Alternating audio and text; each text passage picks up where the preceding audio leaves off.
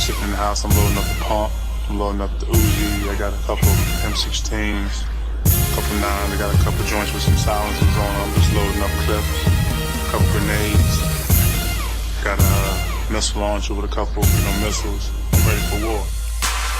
Hacking a fool on Swac'n a fool. Yeah. That's how we do on Swac'n a fool. Yeah. Serving the news, giving all the tea. Yeah. It's real live in this WAC. Yeah. Hacking a fool on Swac'n a fool. Yeah. That's how we do on Swac'n a fool. Yeah. Serving the news, giving all the tea. Yeah. It's real live in this WAC. Yeah. A straight fool, yeah, you know how we act. Yeah. Real news coming straight from the swag. Every week giving y'all the tea. Yeah, John and G. Tell your peeps tune into the real. Then the news ain't real. Sit back, chillin', let's get cool. It's time to watch that Swac'n a fool. And we officially here. Another episode, another week. We got J-Max, we got GSPN, we got Al. So grab your shakers, grab your jerseys, grab your towels. Shout out to Deiondra, the crazy man on the track. We got Joe on the track. Hey, Jackson State, Grambling State, Alcorn State, Alabama A&M, Alabama State, Prairie View A&M, Mississippi Valley, Texas, Southern Arkansas, Pine Bluff, Florida A&M, Bethune-Cookman. And don't think I ain't forget. We won't. I say, go. Mighty Jaguars, man. We back. Swac'n the fool. We still swacking and acting. We swacking and we acting, yeah. Wow. What up? Whoa. Hey. We back. We have a lot going on. We gotta apologize that we doing our show on a Monday, knowing they got a lot of swag basketball games. But we had to get it in when we can. We're in the middle of some games right now. Yeah, y'all down right now. Y'all down right now. We waiting on Al to come on here. We don't know where Al is. Y'all down to Bethune-Cookman, huh? Huh? Y'all down, huh? Y'all lost? Y'all losing? We down right now to Bethune-Cookman. This is not the time to be losing to Bethune-Cookman. Okay? This is not the time to be losing to Bethune-Cookman. Out of all the schools we could be losing to, we're out here losing to Bethune-Cookman right now. Because for y'all that don't know, I'm about to go in on special ed read. I got some stuff to say about it. I'm going in on special ed read. No, man, don't do it. Don't do him too bad, man. I just gotta tell the truth. He say that's what he doing. He's just telling the truth. Well, I got some truth to tell too. We down 29-25 at halftime. There's a lot been going on. Deion Sanders' daughter out here lying on Jackson State. Oh man, I seen that. Out here lying on Jackson State. She said it was a third world country in Jackson. Right. On the campus. And I ain't the one to take up for Jackson State. Yeah, but I ain't gonna let you just talk about it. No. Oh no. What line ass Al at, man? I'm always the one running late. I don't know where Al at. You must not have seen Roland. I did see the Roland Martin interview, and that's what I do the line in the sand. That dude got to be crazy. Dude, let's just do some therapy. Let's give him some therapy. He remind me of he acting real Kanye West right now. That's what he acting like. That's what he acting like. Oh man, he made it sound like Afghanistan. She did. She did. You want to jump back in? Let's jump on in. Shout out to y'all. Make sure y'all click like, share, subscribe. Let's get that out the way. Tell a friend and tell a friend and tell a friend and tell a friend. Let's go. To follow us. Let's talk about this. So at first, Najee, you ain't want. What we said last time we recorded, that was 2 weeks ago or a week ago, you said, hey, Reed ain't say nothing yet. Come on out and say something. Yeah, Come on out and say something. You done made this man lose his job. I did. It's my fault. This man wasn't saying nothing. I should have left the man alone. I'm out here begging for to say something. And when he did, he did. He did. When he spoke, he spoke. He's still speaking. He on Roland Martin with them crocodile tears, fake crying. You know how them celebrities do, act like they care so much, but they wasn't caring before they got the job. Before you can capitalize off us, you wasn't caring. Now you can capitalize off of all of a sudden you done found a fresh love for HBCUs. All of a sudden. Yeah. Mighty You got the mighty flow. funny. You got the flow, G. Mighty funny. I'm gonna play. I gotta give him. I'm gonna play some of what he talking about on this. Yeah. I'm gonna play some of it. I got something to say too about it. Ooh, I'm gonna play some. I got something. And I don't like the way these people that's doing the Swac'n right now either. You know how they do. You know how they doing my baby. The Swac'n is my baby. Yeah, you know how they do.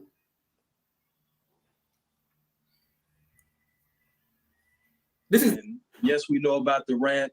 Everything that was said probably wasn't professional, but at the same time, it needed to be said. It wasn't professional, but needed to be said. The point is, especially at this point, I'm sorry. We wanted to do everything possible to make change and to put the focus on the kids, give them an experience. So when they came to Bethune-Cookman, they saw that we were a first-class program and that we were about business. But again, people were throwing off ships. They hung on these oak trees, man. They hung on these oak trees, man. The Ku-Klux Klan showed up to this school when Dr. McLeod was here. How can you do this? This is wrong, man. These kids deserve better, and I was giving it to them. What took you so long to come in? If you so passionate about this, why it took you getting hired to do all this? You know, that's all. I'm gonna shut up if you let it play though. I'm gonna shut up and let it play. And I still want to because I got 3 kids here right now, and they only want to play for me. They only came for me. They can't go no other school. How, man? Dr. Drake, you wrong, man. Don't do that. Ro, you said you extended the olive branch. Do you believe there is a pathway for you, Ed, Dr. Drake, to sit down and move forward and repair what has been broken? The one thing I asked for, myself and Ed sat down today, and all we requested was just to have a conversation, because there's a lot of things that we want to do. Our visions are aligned as far as the administration, the athletic program. We all want the same thing. True. But it starts with the conversation. We requested that. So far, we haven't been granted that access. We're still waiting to see if that's possible. But we stuck around on purpose. We had recruits here this weekend. Certain members of the athletic program wanted us to cancel the visit while it was going on. And again, Reggie Diaz, man, say his name, man. I'll ask you this here, Ro. Have other HBCUs reached out to y'all? We've been in contact with other head coaches from HBCU. I turned down the Jackson State job to come here, Roland Martin. Jackson State called me. Deion Sanders called me himself, man. Gave me. Oh. So Look at him. Everything that Ed is saying is accurate. There have been other. Wait, I got to say, because I'm being told that's a bald-faced lie. One, he said, the first thing he said was Prime called him. First of all, Prime not the AD. Prime is not the AD. And second, you remember when Prime was leaving, who in that video, who did Prime say had his vote to get the job? TC Taylor, if I remember. TC Taylor. He said, TC Taylor, you got my vote to get the job. I've been hearing a lot of noise. Yeah, I've been hearing a lot of noise out of Jackson saying that was a lie too. Yeah, that's right. There's a bold-faced lie. That's a bold face that actually, you know, they had some issues at one time, but actually 100% wanted TC. That's a bold-faced lie. Everybody keeps saying, you know, they just anything a celebrity say they believe it. But I'm gonna play a little bit more of this. Play a little bit more, G. Play a little bit more. And in previous years from other rambling from bro. I'm sorry, bro. From other HBCUs, there's been opportunities for Ed to be a head coach at multiple colleges. This was an opportunity, the location, the campus, everything about Bethune-Cookman was extremely appealing, which led him to ultimately choosing this over the opportunity at other institutions. I came here, I was impressed. We hadn't seen everything, but just the lay of the land, the campus, for location and proximity to the beach. We thought this would be a great opportunity, especially being in Florida too. Very familiar with Florida, obviously playing at the University let's of get Miami into it, G. and going on to work for the Hurricanes after his playing. Let's go. What y'all think? And somebody asked who that dude. That's his personal assistant. He dropping crocodile tears and everything. Let's get into it. What y'all think? What y'all take? Go ahead, J-Mac. Oh, you want me to go first? All right, cool. Man. Hey, it's a lot to unpack, so we're probably gonna be talking about this. I'm gonna come in, I'm gonna chime in and out. I'm gonna chime in and out. So I see a lot of people saying it's about the students, right? They saying it's about the players. He really cares about the students and he really cares about the players. First rule number one is you gotta lead by what? Example. You gotta lead by example. So you're gonna tell all your players, you're gonna show all your players when y'all go to the workforce and you don't like what is going on, you go knock at your boss office and cuss them out. Right. That's how you get stuff done, right? That's what I'm hearing y'all say. Because a lot of people saying, well, it needed to be said. And I got to thinking, okay, if I'm Ed Reed and it needs to be said, how I'm gonna go in and say it? This how I'm gonna say it. Thank you for allowing me this opportunity to coach this fine program. I see we got a lot of work to do.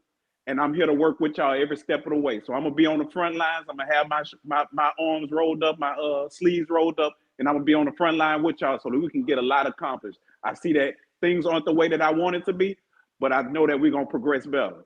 Boom. Easy. But the dude is emotional. But everybody say he needs to be said. Yeah, it needs to be said. Certain things need to be said, and it could be about the kids. But at the end of the day, it's a way to go about things. Go ahead, Al.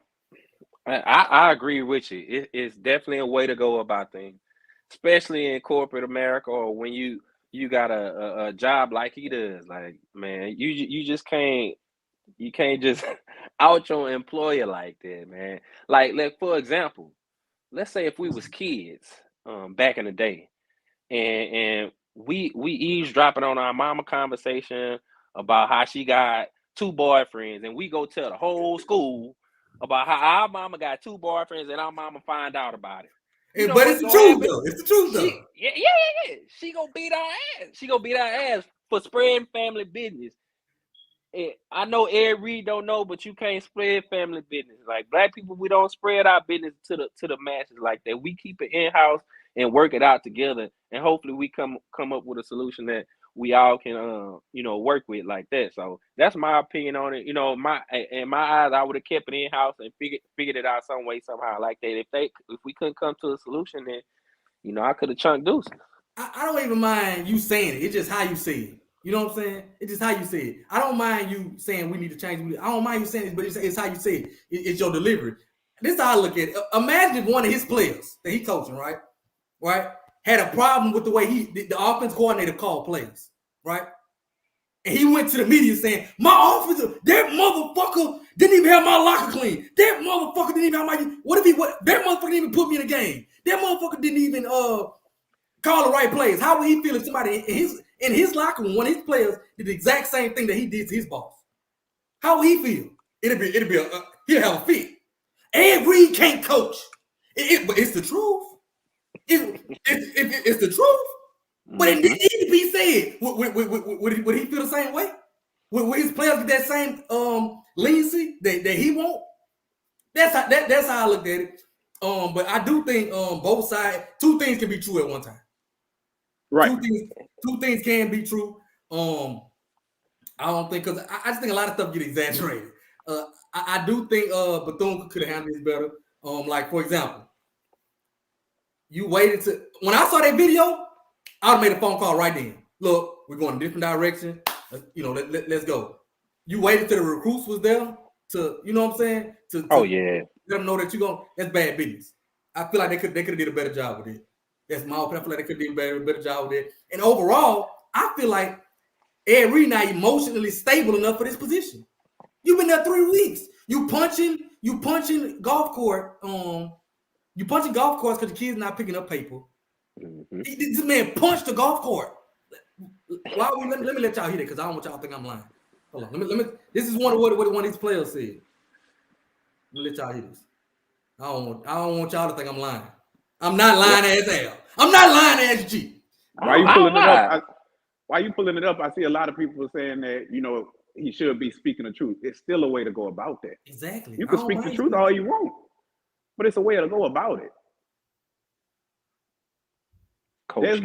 Desmond Bain was too small, but Shannon went about it the wrong way. Yes, sir.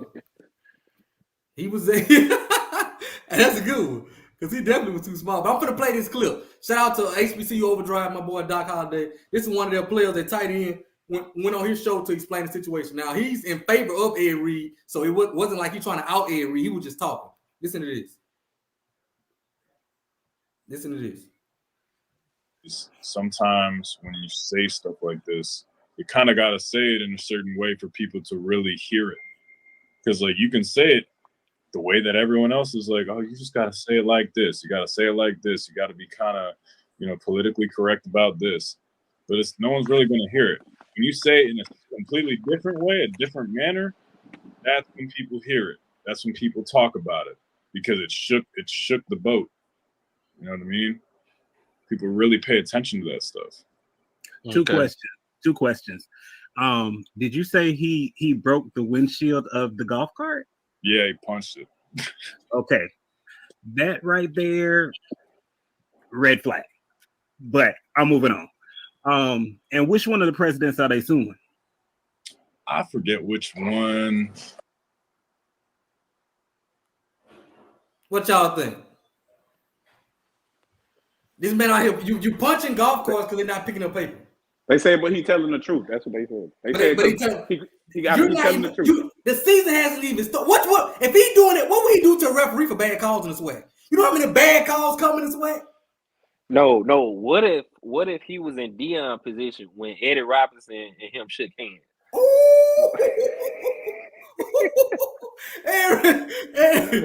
They would have been throwing down. Oh yeah, for sure. Ed really be in jail right now. I don't think he. So in my opinion, salute to BCU. You did the right thing. I don't think he ready. I don't think he's ready for a big head coach. I don't think he's emotionally ready. I'm not saying everything he said was wrong, but I don't think he's emotionally ready. Shout out to BCU for being proactive and not reactive. Yeah, waiting for something to happen afterwards. When you see a build-up, hey, if somebody show you, I forgot how the saying used to go, but when they show you something, whatever, believe them. Yeah, and he showed it. I've been told, if you think his Instagram live was bad, just imagine how he talked to administration and people on campus in person. Oh yeah, for sure. It was much worse. That video is not why that man got fired. That video alone is not why he got fired. Oh, no. That's just one of his acting. Not fired, but why they didn't keep going with it. That was one of his antics. Just one of them. They got a question where passive emails get an answer where the students being addressed, or was the administration ignoring the kids? Again, I have two. I don't know. I have no clue. That's why I don't mind the kids protesting. Like if y'all feel like y'all been doing wrong, protest and do your thing about issues at their school. I see people now sharing old moldy things. Like I said, two things at one time can be true. BCU got some work to do. They've been protesting against the BOT. I think the BOT, they haven't been doing what they're supposed to do, and helping these universities. So, that university itself. So I don't mind the kids protesting. I support the kids protesting. I just don't think Ed Reed's ready for the position he's been put in. That's hey, J Mac. What up? Ed Reed said his kinfolk had some problems at SU playing ball too on. He did say that. One of those lives. Keep my school name out your get him out.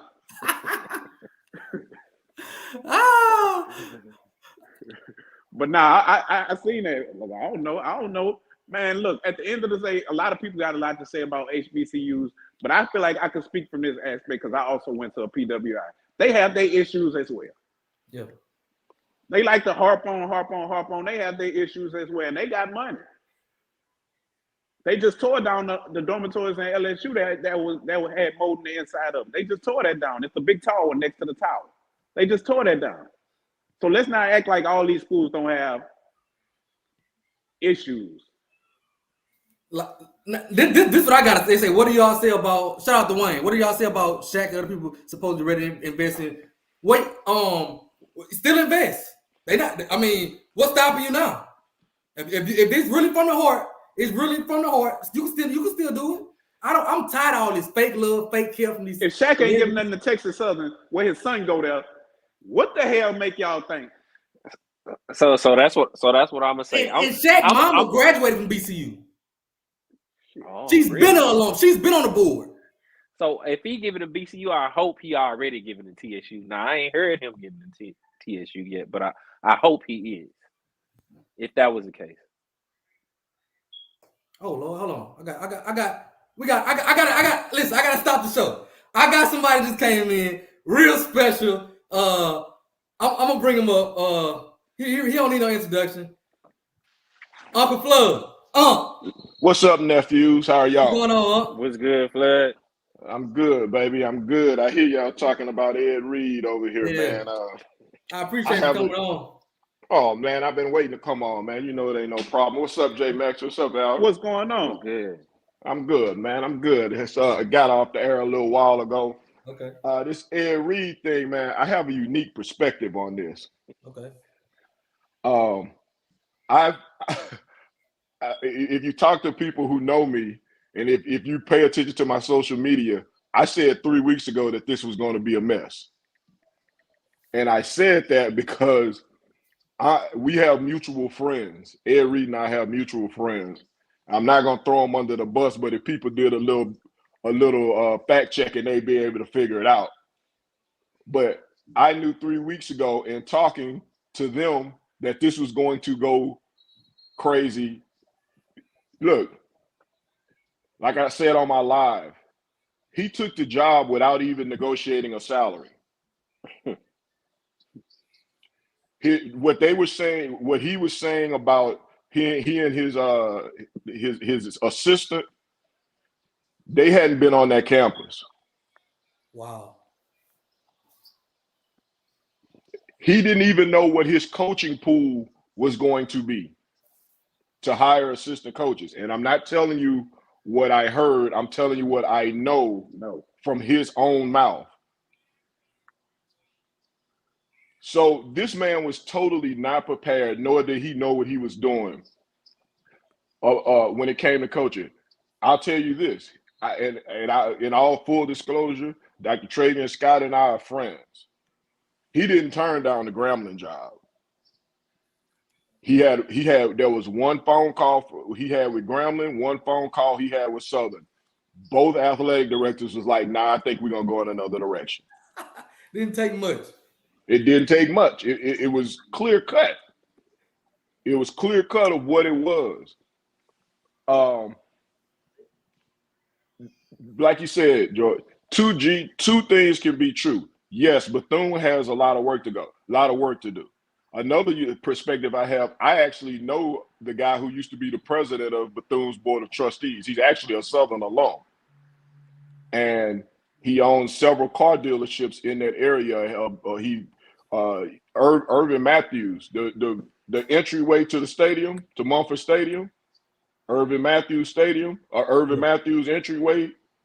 He used to be the president of Bethune's Board of Trustees. I think he still sits on the board. Bethune has come a long way, man. I mean, like, they were literally at the verge of closing their doors. They were, I forgot how many millions of dollars in debt, and they found their way out of it. He has put a lot of money into that program. With that being said, Ed Reed talked about, the donors and not doing that in the Board of Trustees.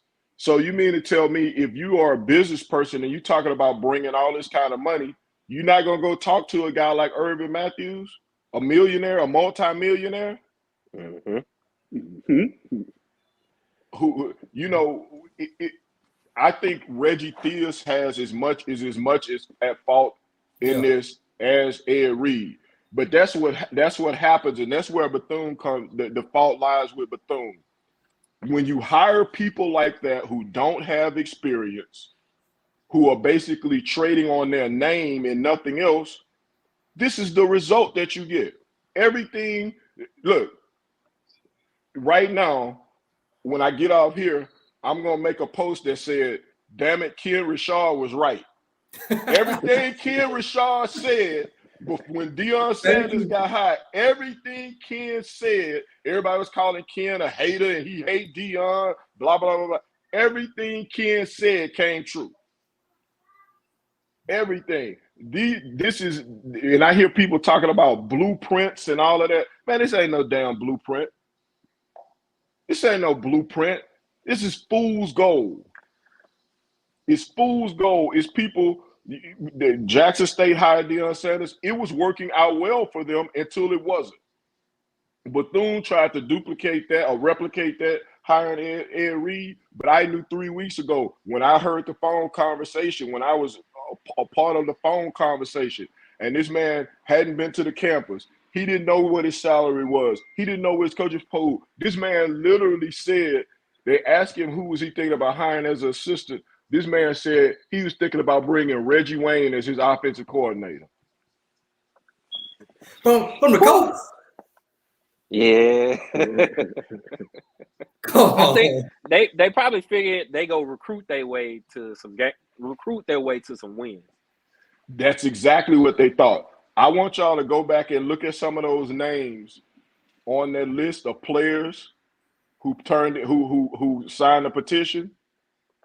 I ain't saying nothing about the kids. I'm just saying go look at their film.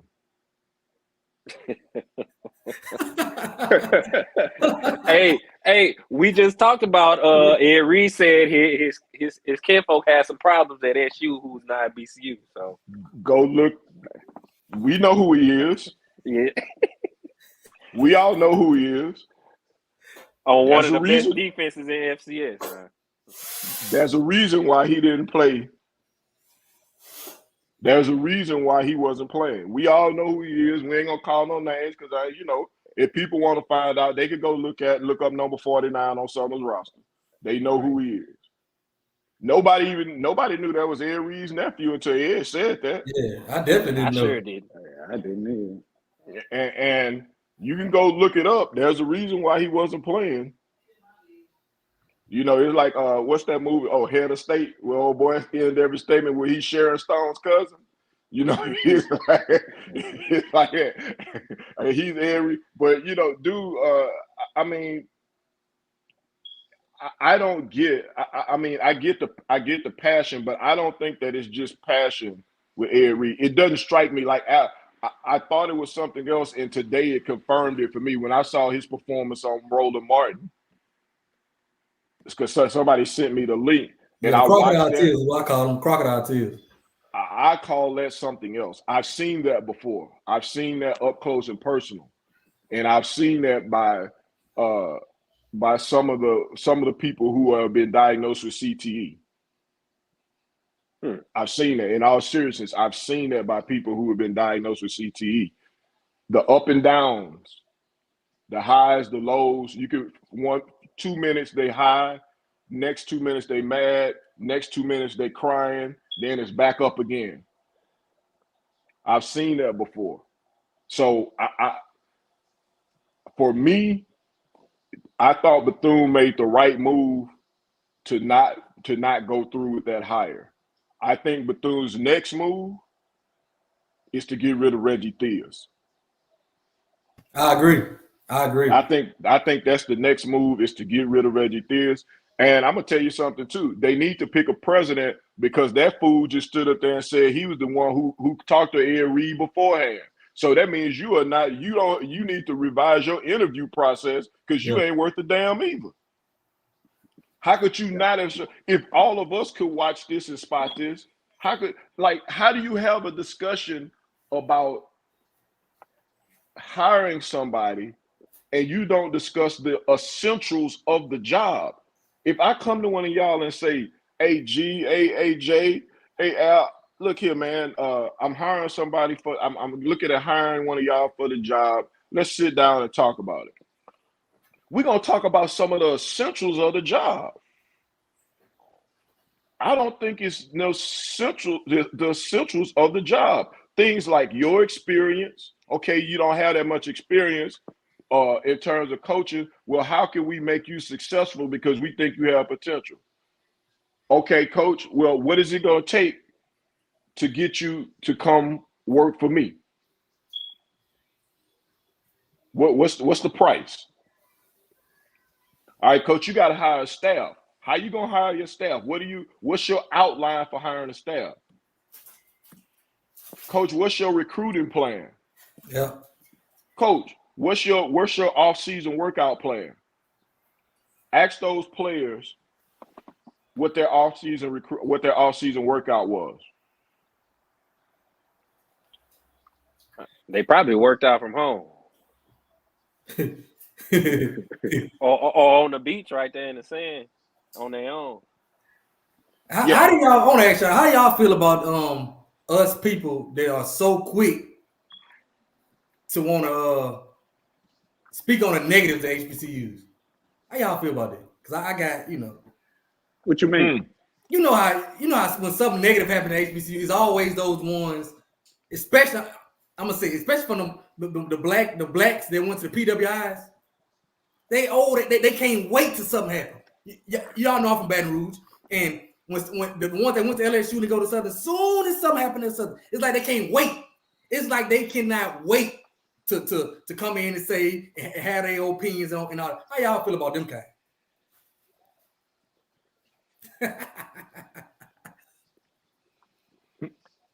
I deal with these people quite frequently.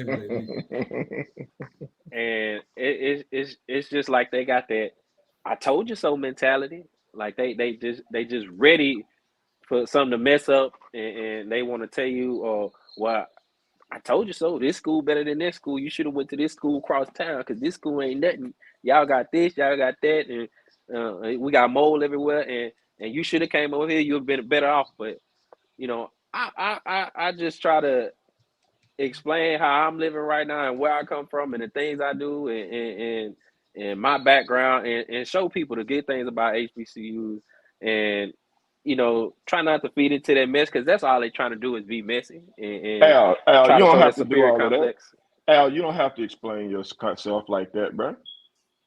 Just send them a series of pictures of your world travels and you flexing in Italy. Yeah, that's it. That's all you gotta do. You ain't got to do all of that, man. You stop arguing with stupid people, man.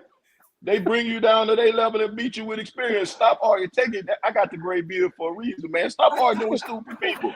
I try to be humble with them sometimes, but don't be humble. That's the problem. That's the problem. Don't be humble. Just say, hold up. Let me send you a picture. This is me in Italy. Right. Courtesy of an HBCU. Yeah, I mean, you arguing with people, like when people say that to me, I'm like, wait, you at the same place I am. Matter of fact, you work for me. Mm-hmm. And look, crazy thing, most of the people we arguing with didn't even graduate from that school, the other school. They just fans. Yeah. Thank you. We all Baton Rouge people. All of us Baton Rouge people. How many people you know that be bragging and talking trash about LSU and talking down on Southern, and them mofos that ain't never touched a class at LSU or Southeastern or any damn where else? Look, what's funny to me is white people don't even claim other white PWIs. How many white people you know that went to Nichols or Southwestern, Nichols or ULL or Southeastern or one of them schools who be LSU fans? That's how many people you know are LSU fans? Too many. They all LSU fans, man.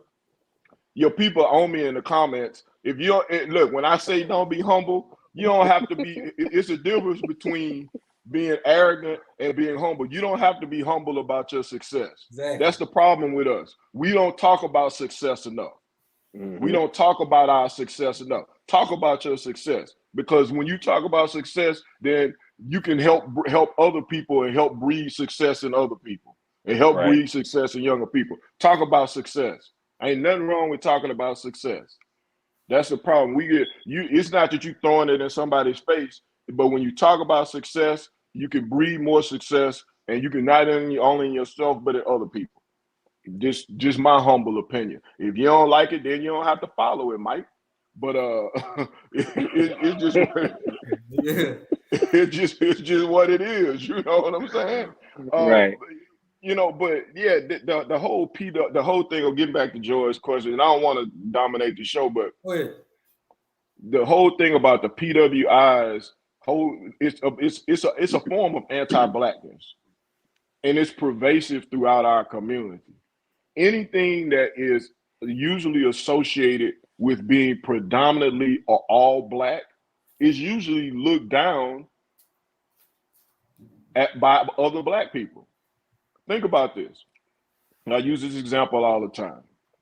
When you hear white musicians or white artists talk about the old days when they came up, if you look at the white venues like CBBG in New York or Whiskey a Go Go in LA, those old venues, they talk about those as being venerable old venues.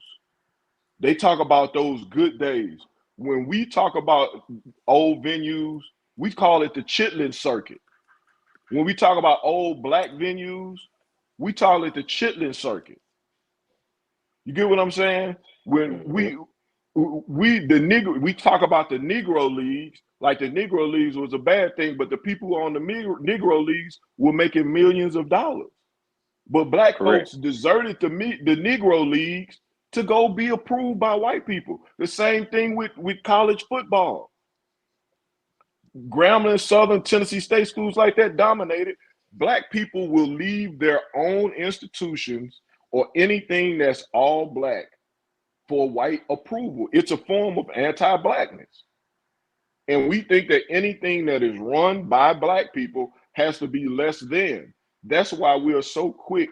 That's why you have a large group of black people who are so quick to then say, oh, that's what they stealing over there. Or they mismanaging the money. That's why HBCUs are having money.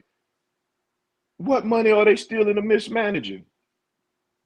And when I'll say this again, when have black people ever gotten away with stealing money from the government? Thank you. Thank you. Exactly. Never. You better ask all the Never. There's never been an occasion where black people have gotten away with stealing money from the government. Never. If it is, it's rare.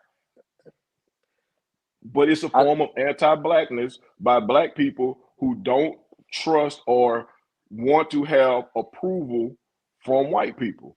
And that's to me, that's where that comes from.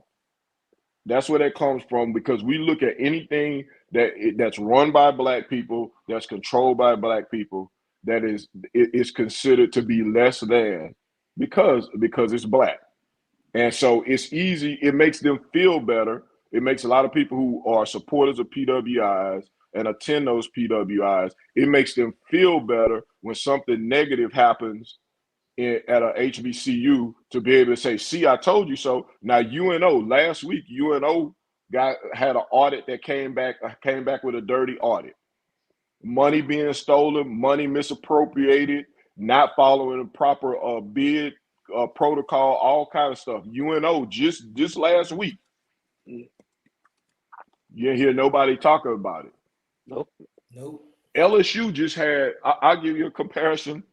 LSU just had a major sex scandal involving, and I'm not talking about the rumored one that they were talking about. Yeah. I'm talking about the one that was investigated by the FBI, by USA Today. I'm talking about Les Miles, Ed Ogeron. Like we literally had a picture of Ed Ogeron, who was still married at the time, in bed with a topless woman. And y'all remember that? Yeah. Nobody said anything. He was still married at the time, as far as we knew. They covered up the fact until it was revealed by major news groups that Les Miles was harassing co-eds. It literally cost Kansas. They had to fire Les Miles. Kansas got punished for what LSU didn't do, because they had to fire Les Miles. Now, nobody. It was said. A lot of stuff was said nationally, but how many black folks that supporters of LSU had anything to say about that? They still ain't many. saying that. Not one. Now, juxtapose this. They had a blurry picture of a supposed dean at Southern University where you believe he was, whether you believe it was him or not. They had a blurry film of a reported vice chancellor at Southern having sex with a grad student, and that shit went worldwide. Baller alert. That's what it was on. It was on everywhere. It was in London. It was in England. It was everywhere. It literally went worldwide because two adults had sex. Supposedly. I mean, it's obvious they had sex. You couldn't tell by the video who it was. Let's just say it was him.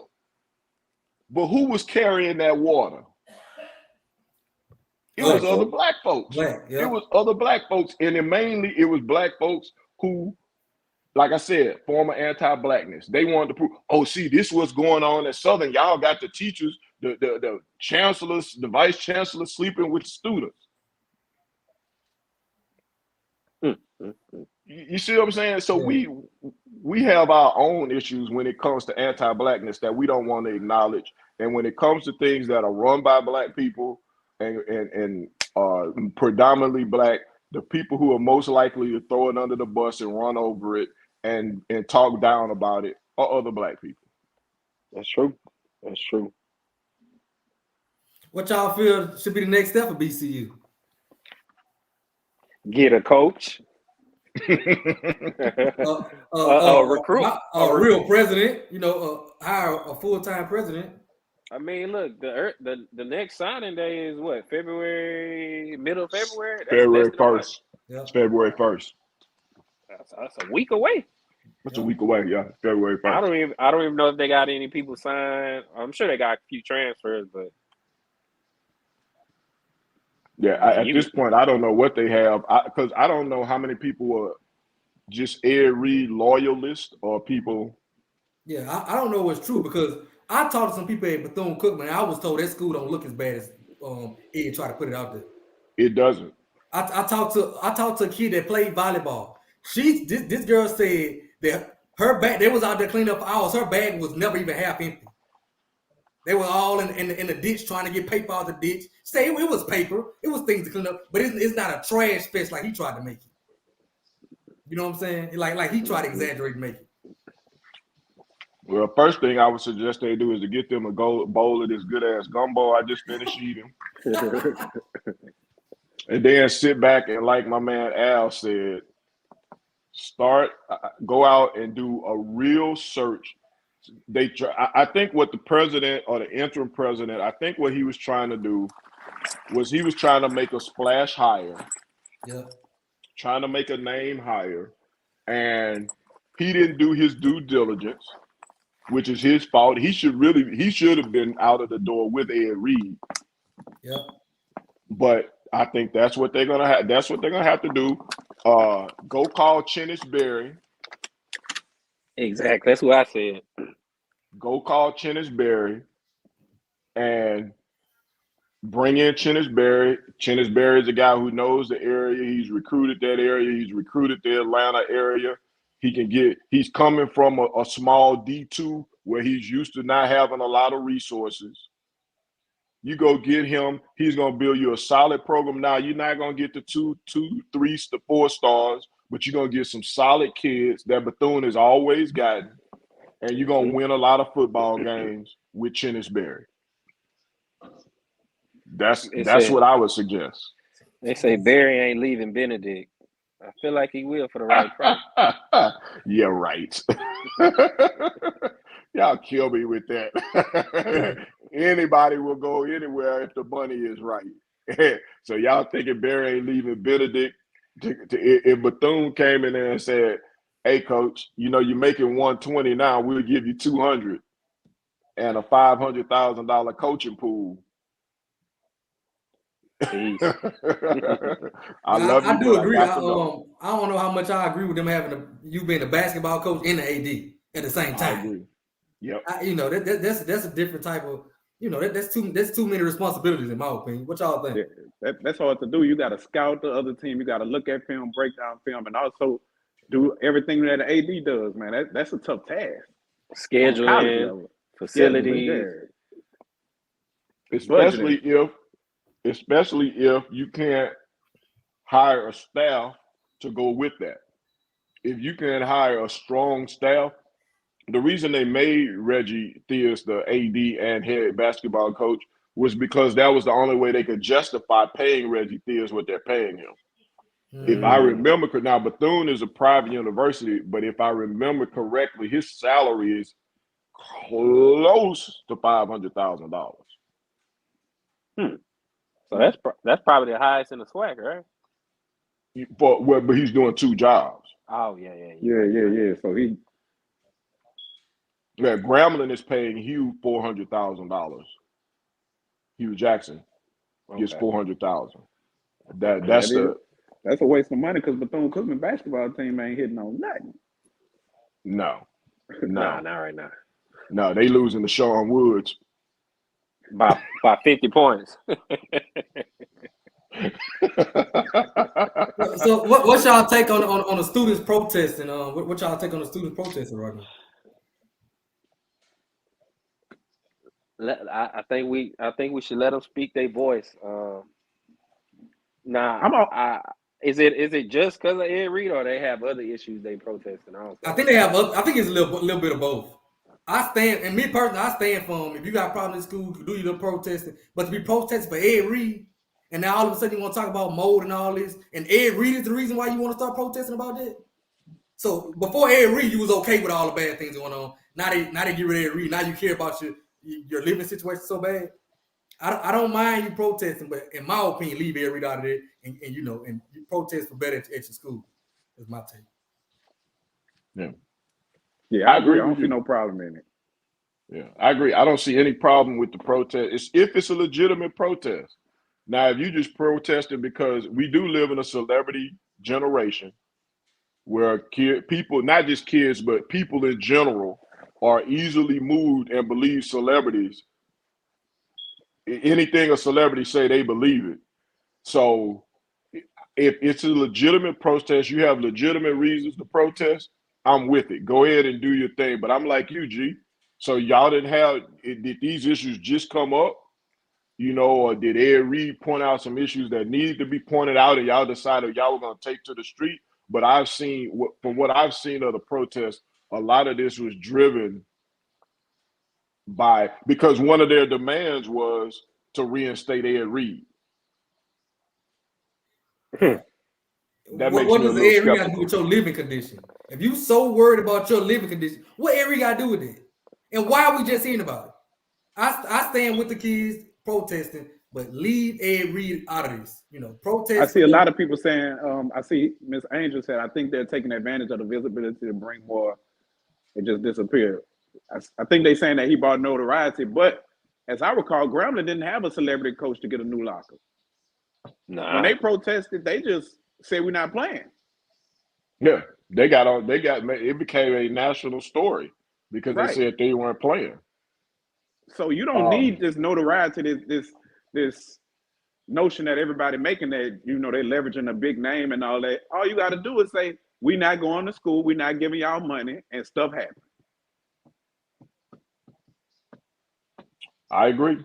I agree. I mean, it wouldn't be the first student protest over facilities, or lack of facilities. It wouldn't be the first student protest. They wouldn't be the first group. And I suspect if a large amount of students decided, hey, we're going to march on the campus, I would suspect that the news media would be there to cover that, just like they are now, regardless of whether Ed Reed was the head coach or not. And this thing about, it needed to be said. The thing, this is my problem with that. Okay, it needed to be said, but by who?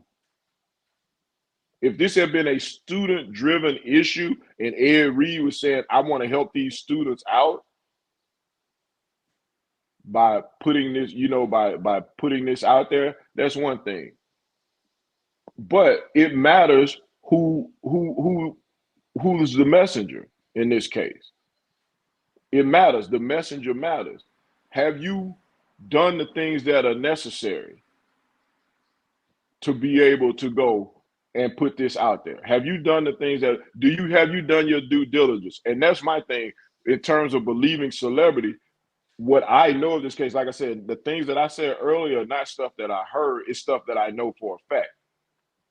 If doing your due diligence, if you don't do the simple due diligence on your own,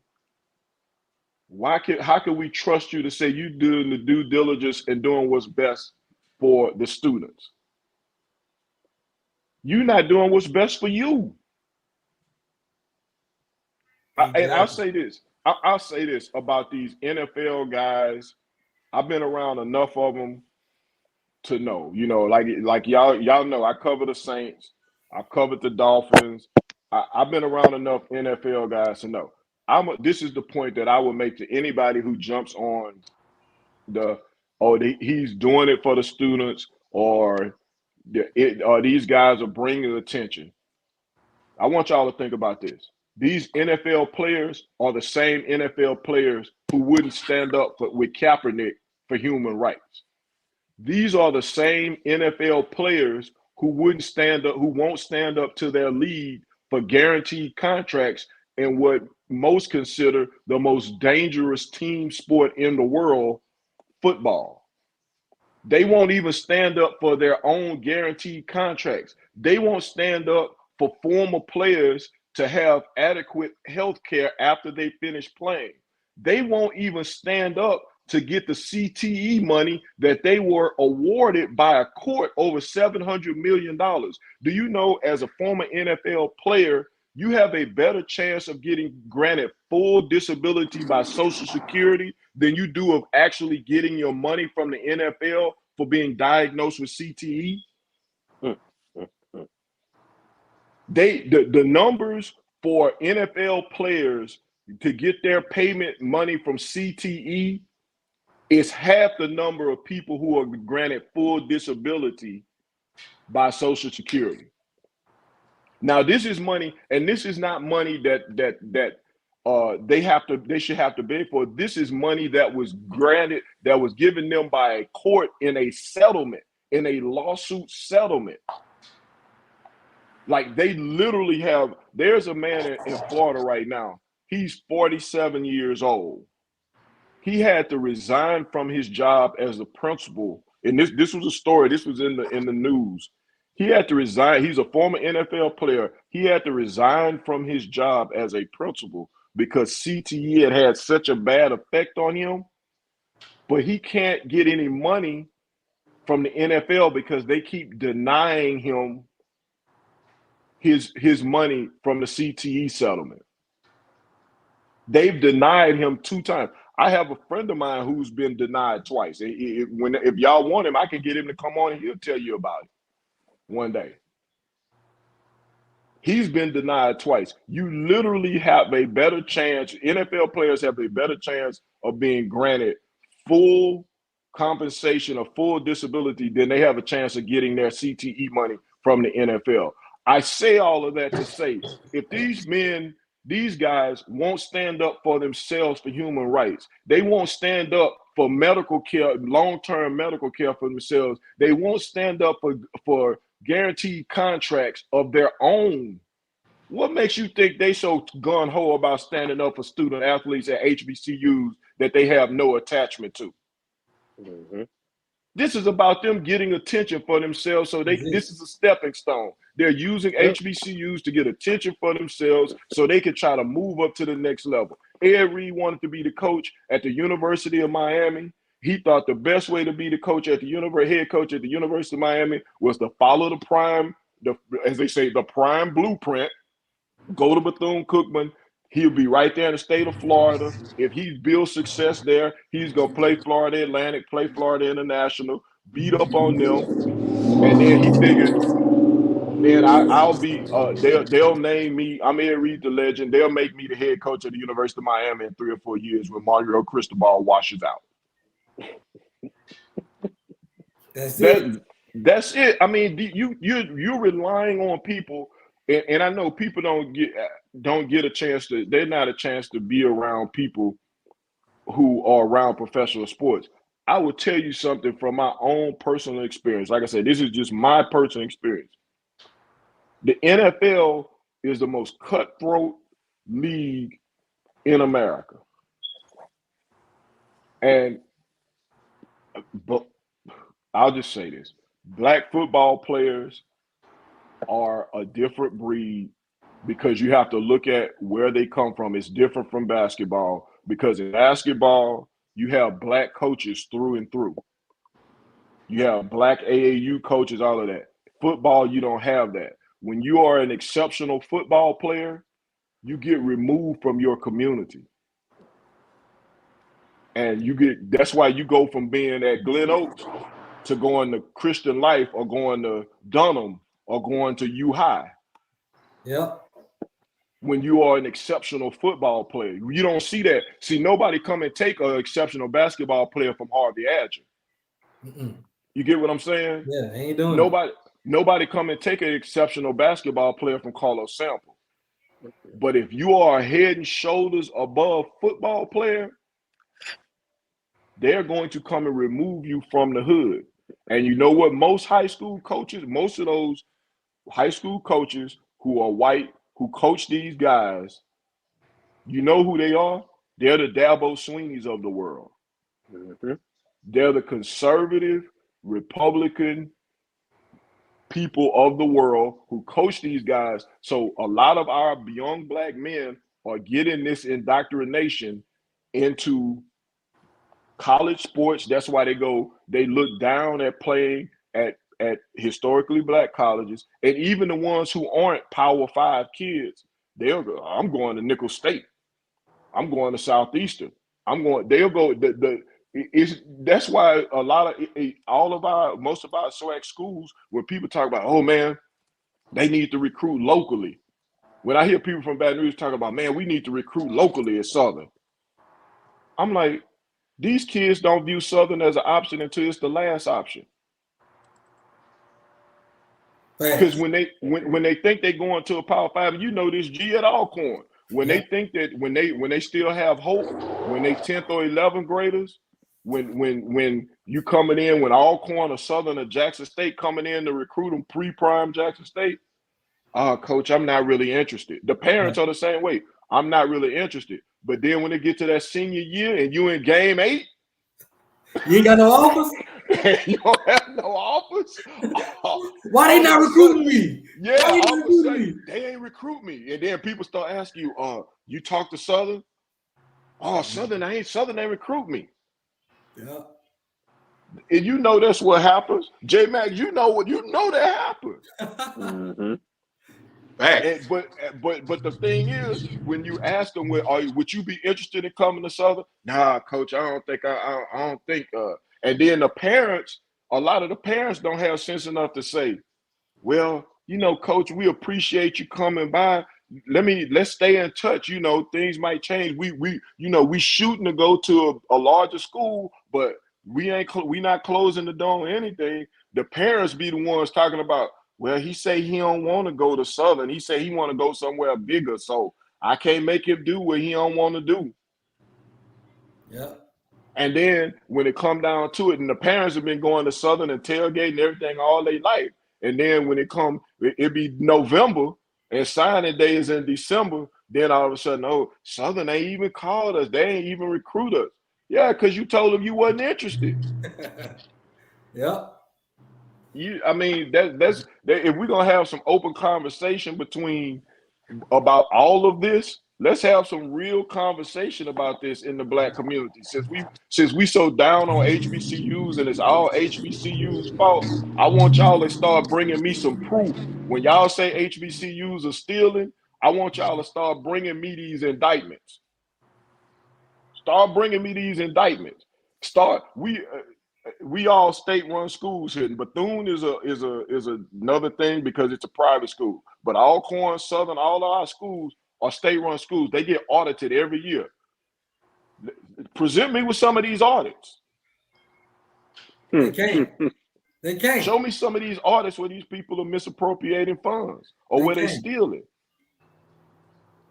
I'm like, you have people who work at these universities for 25 or 30 years, and they drive a Mercedes C-Class, and live in a nice neighborhood, and people talking about, see, they want to ride around in them Mercedes and them Lexus and them Jaguars and live in them big old houses. The people have been working for 30 years. They got a PhD. Matter of fact, they probably under-earned. They ought to be able to buy them a $60,000 car and buy them a $250,000 or $300,000 house. That should be the least of it. You get what I'm saying? I see that look on your face, Al. That should be the least of it. Like, I mean, really? Like, you know what I'm saying? It's just, it's amazing to me that, and we live in Baton Rouge, so we have a unique perspective. I think people who are outside of Baton Rouge don't really have the perspective that we have, because it's not a lot of cities that have a community college, a big white school, and a HBCU in the same town. So we get a unique perspective on this from all fronts. And you went to Alcorn, we went to Southern, but has there ever been a time where black people didn't claim that black people were stealing from a black university? Hey, have you ever been in the barbershop and you not heard that before? Never. I never not heard it. Never. Man, they shoot. Man, my cousin went to Southern and they was telling me that this. But it ain't never no receipts now. Nobody ever go to jail for it. Nobody ever. we can't get away. Nothing else in this world. Nothing else in this world. They let us slide with. Oh, but these niggas you just steal. And not only are we stealing from the universities, but they let the universities stay open.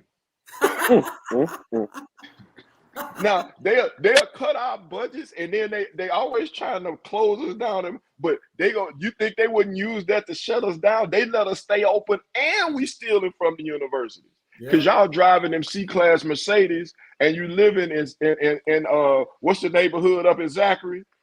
Copper Mill. Copper Mill, because you got a $340,000 house in Copper Mill with a 30-year mortgage that you paying $1,600 a month for the next 30 years, and you got a C-class Mercedes that costs $60,000. You got to be stealing, because Negroes just don't make that kind of money. You just don't have that kind of success. I don't care what kind of education you Negroes getting. Now, if that does not sound like some 1950s Klan stuff, but that's the way a lot of us think. Gee, you work in the plant. How many times you heard that? All the time. That's all they say. That's all they say. That's all they say. While a lot of them are driving $80,000 trucks, and they working in the plant. Exactly. They drive, and that's like me saying, "Oh, that dude got to be selling dope. How he working in the plant and driving an $80,000 truck?" Exactly. You will be assaulted. You know what I'm saying? You working overtime, making time and a half, working overnight, and you to pay for your truck and your house, and then I come in and say you selling drugs. You selling drugs? You selling drugs because you got a nice truck and a nice car. Come on, man. Yeah. It's sad. It's funny, but it's sad. The line is at an all-time high. Just like we was talking about earlier with Deion Sanders' daughter getting on that line and saying there was killings every week. And let me play the video. Let me play that video. Please do. Everybody didn't see. See, that used to be they love so much. That used to be my girl. I had to give her up yesterday, man. You had to let her go out. Yeah, man. You gonna bring Lori Harvey on the team now? Well, you going to Italy? You can find anybody, Al. Yeah, hey, you can Al. You a world traveler, so you got a passport. Your passport stamp. I actually got a picture with Lori Harvey from way back in the day. She was like 16, 17 at the time, but that's a different story.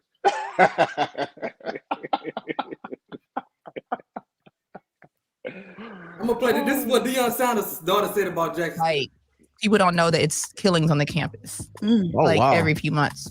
Yeah, they don't know that. People are breaking in the locker rooms, stealing from the students. So it's kind of like my dad gives this much back to the community, but it's like, what is the community giving? And he has his own health issues, and he needs a facility that will accommodate him. Yeah, so it's like, what is? Yeah, like literally, it's people literally being found dead on campus. Damn. So it's like, what is my dad supposed to do? Like it's either you can help the community, but you still have to help your family, the kids that you're providing for at the school. They have to be safe. So I support my dad in whatever he does. You always want to be somewhere where you feel safe.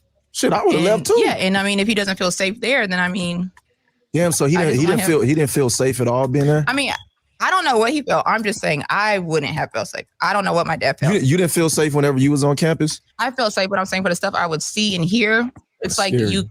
I wouldn't. Yeah, you just have to. Like my dad gave a lot to Jackson for them to be doing stuff like that. Of his own money. Yeah, a lot of his own money too. Yeah, I didn't like how they was trying to paint a bad picture when you left because it's like, but they do it to everybody. And I always try to tell people when LeBron left Cleveland, they burned his jersey. Yeah. They gonna do that to everybody. And it's like, what more could he have done? He did what all he said he was going to do. Well, for one, I'm gonna stop. Hold up, G. Me and you going the same way, G. For the people that don't know, this the same daughter that dated Lil Boosie when he was fresh out of jail. Talk about feeling safe. Hold on, what? Talk about feeling safe. Lil Boosie. When he came home from multiple murder charges, you dated Lil Boosie, but talk about feeling safe. That's who you dating. I ain't know this. Yes. You ain't even talking. She ain't even date bodyguard Boosie. She dated straight out of jail. Ain't have no money Boosie. Straight right. Fresh straight out of jail. No way. And you talking about feeling safe, but she ain't never stopped pouring in Jackson. That's what kills me a lot of. And even when Deion Sanders spoke out about that, he came out and said, "Don't play with my family" or something like that. But he never said that this was a lie. You speak about everything else, but you never said that this girl sit up there and flat out lied. Now there was one murder on that campus that was like the day of the Swac'n championship game. One murder, she said every few months. That's a flat out lie. Which was a roommate on roommate situation. A roommate killed another roommate, although it was reported over some donuts. But that's it was like you said, it was one occasion. Right. Mm-hmm. But they get on there blasting this. That's what you get with these celebrities. They get on there blasting all this misinformation and because they're following it so big, people gonna take, like, I'm gonna give you example. When I got to work, okay, and I work with nothing but LSU fans. I am the only black person that works at my job. Only one. Only HBCU. As soon as I know they talking about, I didn't know they'd be killing on Jackson State campus. I didn't, because of a celebrity said it. Because they're not looking for the facts. They have such a big following that all they heard was they be killing on Jackson State campus. Like, well, they had one killer. So now the narrative is Jackson State is not safe. There's killings on campus. And Deion has the platform to come out and tell that that's a lie. Like he speak on everybody else and everybody else's problems and everything else, and he refuses to do it. Come out and say there was only one death there while you was there, but he won't do it. Well, that X out Deion ever get going to LSU to be the coach, because I know on that side of town they go down. So hey, they don't feel safe in Jackson. USC in the heart of Compton. That's right. SC in South Central. They used to call it the University of South Central. So it's in the hood. But I agree with G. A lot of this stuff that's going on, Deion Sanders could put a kibosh on it very early on. All Deion Sanders, from the very beginning when he left Jackson State, all he had to do was say day one, I appreciate Jackson State. It gave me a great experience. It allowed me to expand my horizons coaching wise. It was a unique experience. I had a lot of growth. I hope I helped grow the university and grow its brand. I wish nothing but the best for Jackson State. But now I'm moving on to Colorado. Let's go Buffaloes. That's it. And that's all. And that would have been done. He let everything, because he was doing this reality show, he let all of those negative things circle and float around about Jackson State, because he knew that would get views to his reality show, because people thought he was going to out Jackson State on his reality show and come up with all of these receipts of how they were stealing money and misappropriating funds. It was a dangerous place. When his assistant went to Colorado and was talking about, oh, we can now breathe clean air and it's no crime. Exactly. If that wasn't the whitest shit ever, Who said this? That was, you'll see that, his assistant. Yeah, that's his Gee, assistant. when you get a chance, go back and go through the tape. But his assistant, when he was visiting, when they were on the tour, going through Colorado, going through the facilities at Colorado, his assistant, who happens to be a white woman, said, it's so good to be here. He was talking about how pretty it was and everything. And the comment was, we can breathe now. It's like we can breathe fresh air and we don't have to worry about crime. Clean air.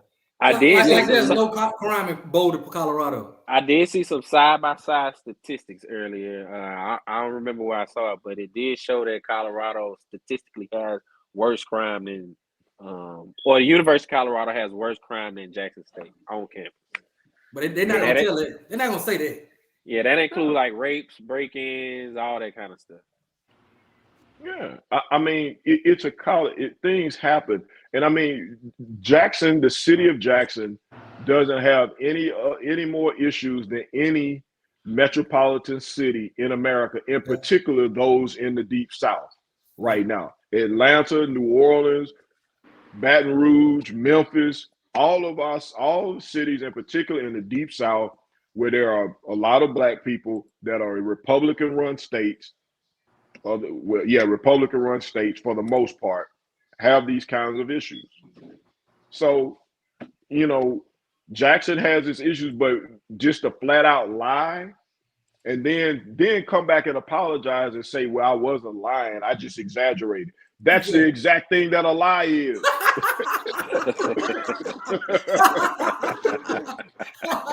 I didn't lie, I just exaggerated, but I didn't lie. I didn't lie. That's what she said. That's almost a direct quote. I didn't lie, I just exaggerated the numbers. That's a lie.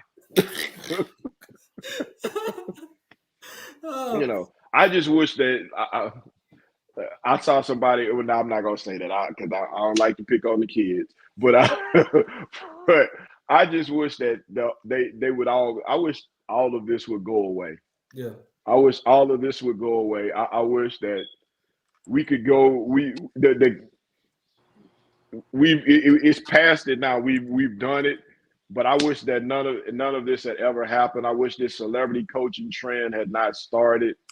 I just wish it's nothing we could do now, but I just hope now presidents and athletic directors do more diligence in making their hires and think deeper than to the flash and the name of hiring one of these guys.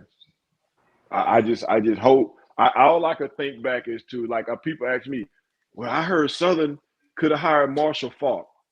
Bruh, could you imagine the scrutiny what we would have been going through if we had hired Marshall Faulk? Oh my God, we'd have been in a Grambling situation right now. Oh, we'd have been all right. Think about what Grambling went through, just the thought of them hiring Art Briles. Right. Have y'all ever read Marshall Faulk's report? I'm about to say. Look, Art Briles just turned the blind eye to it. Marshall was actually doing it.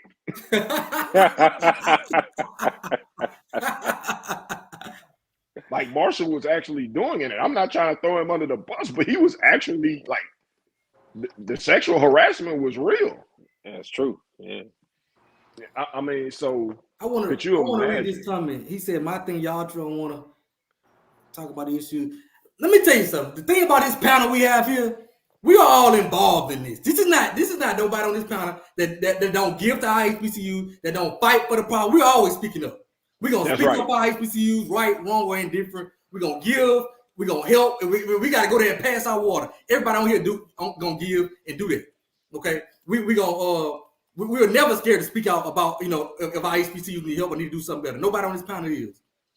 Nobody. And I want to know, my thing is, DJ Shana, who's trying to help that we're blaming? And what help? Ed Reed didn't have to be the coach at Bethune-Cookman to help Bethune-Cookman. Exactly. So who are they trying to help? Half of Shaq's credits come from Southern. Shaq ain't never wrote a check to Southern. A lot of people don't know that. Yeah, Shaq. I know that because I was there. Yeah. I got 2 or 3 homegirls who got their way paid through college by Shaq. So, you know, Shaq spent a lot of time and he got a lot of credits, even though he's an LSU alum, he got a lot of credit from Southern. He spent a lot of time at Southern. Charles Barkley ain't attend none of these schools, and he ain't asked to be the coach at none of them, but Charles Barkley is giving $1 million a piece to multiple HBCUs. Yeah. Mm-hmm.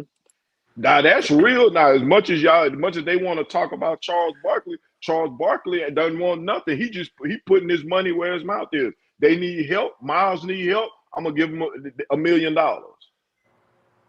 Yeah, and they had something telling me today. I was arguing with a dude, and he was saying, well, they made misappropriate the fund. If you want to use that for excuse, well, just pay for them some jerseys. Oh, okay. Just pay for them a field if you want to use that as an excuse. Like they may not do the right thing with them. It's ways around. I'm tired of all this fake care, all this. You care so much when we offer you a job, but 20 years of your life you didn't give nothing a care about HBCU. Now you got a chance to eat off us. Now you want to now all of a sudden you want to act like you care so much. You talk about the what he called it, the broken mentality. The broken mentality is hiring you. That was part of the broken mentality. Yeah. That was part of the broken mentality. Speak was on hiring your butt with no experience, no prior head coaching experience. We hired you. That was part of it. First thing you do is come in and try to shit on our culture. That was part of the broken, but you ain't gonna speak on that. We just want to speak on the trash. That's right. On the campus. And they talk about misappropriating funds. If you want to, like, I know at Southern, I can't speak for anybody else, but I know this. At Southern, if you donate to the Southern University System Foundation, you can literally trace your every dollar to it's spent on that campus. Literally, there's a mechanism for you to trace every dollar that's spent on if you donated your particular dollar, you can trace it all the way through to the day it's spent on that campus. Yeah. Literally. Now, I talk about this. People talk about donating of money and the money being misappropriated. The only people who out here talk about that, and a lot of that comes from our own people, but they don't even understand. How can you talk about money being misappropriated when you don't even understand how the system works? Like, we were having this big debate. Southern people were having this big debate about the band and the Bayou Classic. And why the band doesn't get the money from the Battle of the Bands. Well, there's a reason for that. Because all of the expenses from the Battle of the Bands doesn't come out of the band budget. It's paid for by the System Foundation, whether it be the rental of the Superdome, the transportation to the dome for the band, the food that the band eats, all of those things, that doesn't come out of the band budget. That comes from the foundation. And you know what the rules are. If you take that money out of your budget, then it has to be replaced. Yeah. So the money just can't be spent arbitrarily, and the band doesn't get to keep the money. Now, when the money comes in, the band can the foundation can then say, okay, we recouped our money. Here's the band's portion of the money that we made. So if we make $300,000 in a night, the Grambling Foundation, Southern Foundation, the Superdome that do put on the Bayou Classic, they take their money and say they give each band $50,000 or however much it is, whatever it comes out of it. That's because they have to appropriate that money back into their budgets. It doesn't come out of the band budget. The football team gets money from the football program gets money from the ticket sales for the football game. The football team can't get money like Deion them saying they take football money and give it to other sports. That happens at every university. There are only about 10 schools that turn a profit on athletics, and they're all financed by a football program. Do you think LSU's athletic program would be as successful if the football program wasn't making money? But you don't think football finances tennis? Yeah. Football finances track and field. Football finances golf. Those sports they're literally why they're called non-revenue generating sports. Where do you think that revenue comes from? Our schools are the same way. The money that that comes from football is revenue generated for the athletic department. Now, are you going to set a budget for football, and the money that they make from that is going to be used, some of that is going to be used to run a football program? Yes. But suppose all the money from football went to football. How you going to finance all your non-revenue sports? Matter of fact, how you going to finance women's basketball? Mm-hmm. Yep. How you gonna finance baseball? How you gonna finance softball? Those aren't revenue generating sports. And when those scholarships, when they give scholarships, and I'm just giving this breakdown so people can be educated. So when they talk about misappropriation of funds, y'all don't have to believe what I say, because y'all think I'm just some dude on here talking. But if you want to really do the research, you can find out for yourself. When they give out football scholarships, when you give out football scholarships, that's money that comes from the school. For Southern, it's about $2.3 million. Because the money, they just not letting the kids go to school for free. That money has to show up in the state audit. Southern has to pay for that. Yeah. They don't just, I guess people think, they just say, oh, we're going to write this money off. We're going to write this off. And then we're going to go from there. You know, it doesn't happen like that.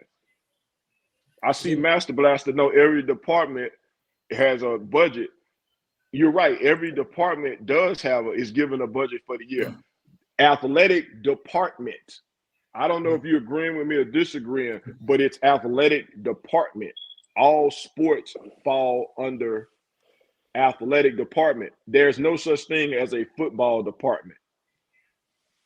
And it's people like DJ Shiner that when it's something negative, that's my point. When it's something negative, or they on here, are you in the streets telling people, or are you on podcasts talking about how many doctors and lawyers that HBCUs produce? They ain't gonna do that. I bet he don't know how many. I bet he don't know that. Oh, but when it's something negative, here they come in the comments. When we have shows about the kids signing HBCUs and celebrating these kids, you're not in the comments. Oh, but soon as it's something negative, they can put us down. All of a sudden, here you come. Well, G2, it's about sports. Like, people think they know about sports when they really don't. Like Master Blaster says, if you can't fund the program, you don't have that program. Well, if that's the case, then none of these schools would have football programs. You know why? Because it's a rule. You ever heard of Title IX?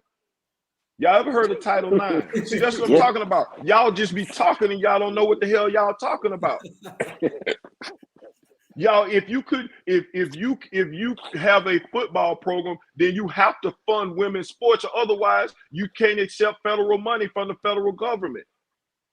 So if you have a football program and you don't have a women's basketball program, a women's track program, a softball program to match those scholarships that you give out for football, because football is 63 or 85 scholarships, depending on whether you're FCS or FBS, or 36 when it's Division II, then you have to match those scholarships appropriately with a woman's sport. Otherwise, you can't accept money from the federal government throughout your university. It's Title IX. So no, if you can't fund the program, it doesn't happen like that. If that's the case, none of the schools, HBCUs or PWIs, would have athletic programs. None of them. That means it would only be football. So that's what I'm saying. Y'all get on here and talk, and you're so confident in doing that bullshit. Y'all so confident in doing it. Do some research. Just do a little bit of research. Google search, anything. See, but you know what it is, though, G. You know what it is, Al. See, they think we get on here and just talk for nothing. They think we don't do our research. They think we don't know anything. Exactly. So they figure we just some dudes with podcasts. I literally, this is what I talk about when I was talking about don't be humble. I literally do this for a living. I get a check for it. My wife, who is sitting behind me, will tell you that this is part of how I pay my bills. So I know what I'm talking about. I don't get to go in NFL and NBA locker rooms without doing my due diligence and knowing what I'm talking about. I talk about HBCUs because I attended one. I'm one of those people. When you see the statistics of what HBCUs create, I'm one of those people. So I cover HBCUs because it's my love, it's my passion. But it don't pay my bills. So when I get on here and I talk about it, I'm not gonna put my reputation on the line for some BS. Do you get what I'm saying? Like, so that disturbs me because people will get on here and they just throw out all kind of old lame ass stuff like they know what they're talking about, and they have no idea. They do no research, and this is what's so pervasive about a lot of times in our community. They'll look at what's going on or get some kind of half-ass idea of what's going on at a large PWI, and then want to come back and apply that to smaller schools. And I'm not just talking about HBCUs, because what goes on at LSU doesn't go on at McNeese. You can't compare us. Compare us to our like schools, to our peer schools. Compare us to our peer schools. Texas A&M is not our peer school. LSU is not our peer school. Those are not our peer schools. Our peer schools are the Northwestern states, or in Louisiana, in McNeese. Those are our peer schools. Nickel State, those are our peer schools. Compare us to our peer schools across the country, and HBCUs match up against any of those programs, any of those schools, and we produce more doctors, lawyers, judges, engineers with 13, I think, 18% of the black college population as compared to the PWIs, but we produce more than half of the judges, lawyers, and engineers of black engineers in this country. So HBCUs are doing what they were built to do, which is educate black people. Damn a football, because that's what everybody focuses on. Everybody wants to talk about sports and football, but let's talk about this academics. Damn a football, because that ain't what we was created for. We weren't created to make football stars. We did that because that's what we do. We take black people and give them opportunities. We weren't created to create football and basketball stars. We was created to change Black America, which is exactly what we did and what we continue to do.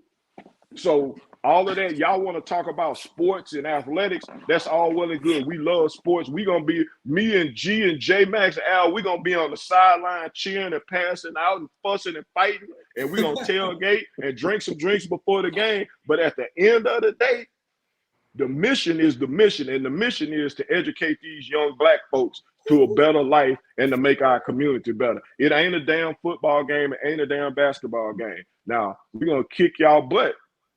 Oh God, oh, for real. For real. When it comes to that, January 28th. That's right. But but that ain't the mission of black folks. That ain't the mission of HBCUs. The mission of HBCUs is to change the life and change the trajectory of black folks. In most communities, in a place like Baton Rouge, where we all from and where we grew up, where we went to school, it wouldn't be no black middle class without HBCU. At all. Oh no. At all. It wouldn't be no black middle class. And in most places, it wouldn't be no black middle class in Atlanta if it wasn't for HBCUs. Black folks, when they first started building Atlanta, they wasn't going to Georgia Tech and the University of Georgia. They was coming from Morehouse and Spelman and North Carolina A&T and Tennessee State and Southern and FAMU. Them the people who built up Atlanta. In Dallas, it wouldn't be no black middle class until the folks from Jackson State and Pine Bluff and Texas Southern and Grambling and Southern started moving out to Jackson. That's when a black middle class started to flourish. Man, y'all don't start me. You know, I like you can't it. If you can't say amen, y'all can't say amen. You better say ouch, because I'm gonna tell you the truth. You know what I'm saying? They get it distorted. They want to talk about sports and talk about a group of schools, the Confederate schools, who had 150-year lead on us. And then when we started to play catch up, they passed a law that said you can't use university money to finance sports. After Huey P. Long built up Tiger Stadium, built up all the facilities, dumped a ton of money. Huey P. Long was giving the LSU band more than he was giving the whole University of Southern University for a period of time when he was governor. Literally, he was financing LSU's band better than he was financing an entire university. Mm-hmm. So you're going to tell me these people ain't had an advantage over us for years and years, and we playing catch up? Just the fact that we still in the fight is a miracle. Tell me what black folks can't do and what HBCUs have not done. Y'all smoking dope. G, you got a bomb sound like we can. I need it right now. I need it. That's why I had to. That's why I wanted to bring alcohol. I knew it was a perfect opportunity. I knew y'all was gonna come here talking crazy. If you read the comments, you see we got a couple people that's quiet right now. They can't respond. Man, they be having me hot over that, man. Cause I get them. I have to get them. People just they talk, like I said, they view everything through the prism of athletics, and this is bigger than athletics for us. This is like literally. I know G, I know Al, I know our families exist on the back of HBCUs, man. Yes. Yes. Our families exist on the back of HBCUs, man. Our families, and I got a crew of partners right now that's my best friends that I put up against anybody when you talk about having success, and all of them went to HBCUs. I got a partner that fly big jets all around the world. He a pilot. And when I talk about big jets, I'm talking about the biggest planes. He fly them all around the world. If I text him right now, he on the other side of the world. I got another partner that lead a big church. He one of the leading upcoming pastors in the country right now. I got another partner. He about to be an admiral in the Navy right now. I got another partner who is an admiral in the Navy right now. I got another partner who owns his own insurance company. I got a whole list of friends who all of us went to school together. We all the same age, and they all went to HBCUs, and most of them went to Southern. So don't tell me about what HBCUs can't do and won't do. I tell the truth. I was the worst student in the history of school. I was the worst student in the history of school. Maybe not. I'm gonna have to battle on that one because I was bad. Hey, my transcript said, my graduation, at the end of my transcript, it said miracle. I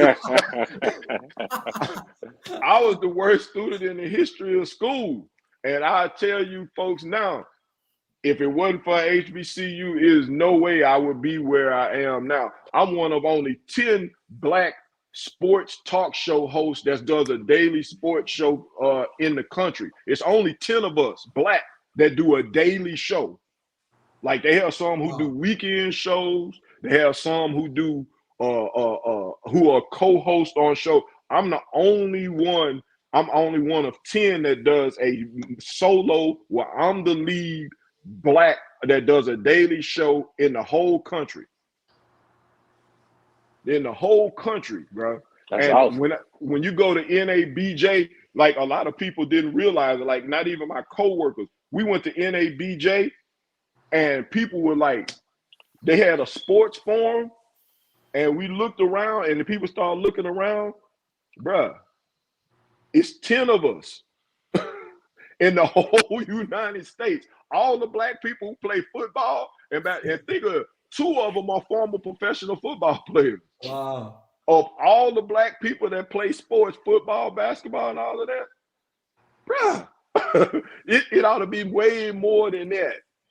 It ought to be way more. Tell them your show names, I have the sports report that comes on Monday through Friday on WBOK 12:30 a.m. 4 to 7 p.m. You guys can join us. We have a Facebook page. It's WBOK 12:30. You can catch the show live. It's video and audio on there.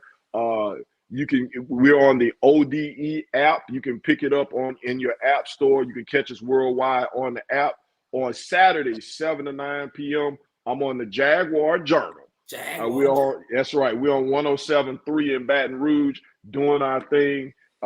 Me and my man Perry White. So we get on there on Saturday mornings. So I'm doing those shows. Getting ready, I was doing the HBCU podcast, but they didn't want to pay no money, so I had to let them go. So but we about to recycle, about to bring something new to the table coming very soon. So it's gonna be HBCU centric, but it's not going to be solely HBCU. We're going to combine what I do covering the NFL and the NBA and Major League Baseball along with HBCU sports. So we're gonna try to match HBCU sports along with pro sports because you don't see that a lot. And so we're gonna try to give it that coverage. That'll be coming very soon. So stay tuned for that. But you can find me every day 4 to 7 p.m. on WBOK 12:30 a.m. If you're out of the market, that's in New Orleans, by the way. If you're in New Orleans, you can tune into us. If not, hop on the Facebook page or get the ODE app and go to WBOK 12:30. you can always catch me there. How long have you been doing that Jaguar Journal? Because I know I've been all my life. 12 years. Okay. Wait, what's this? It'll be 13 years in September. It'll be 13 I feel like I've been years. listening to you on there forever. So that's why it's such a pleasure to have you on today. I've been listening, and I'm not even a Jaguar fan. I just love HBC, so I listen to everybody. The Jaguar Journal is the oldest continuing running sports show in the state of Louisiana. The Jaguar Journal has been on 22 years. It's the oldest continuously running sports show in the state of Louisiana. Hey, we gotta watch G if he watching the Jaguar Journal. Oh, I don't miss nothing now. I don't miss it now.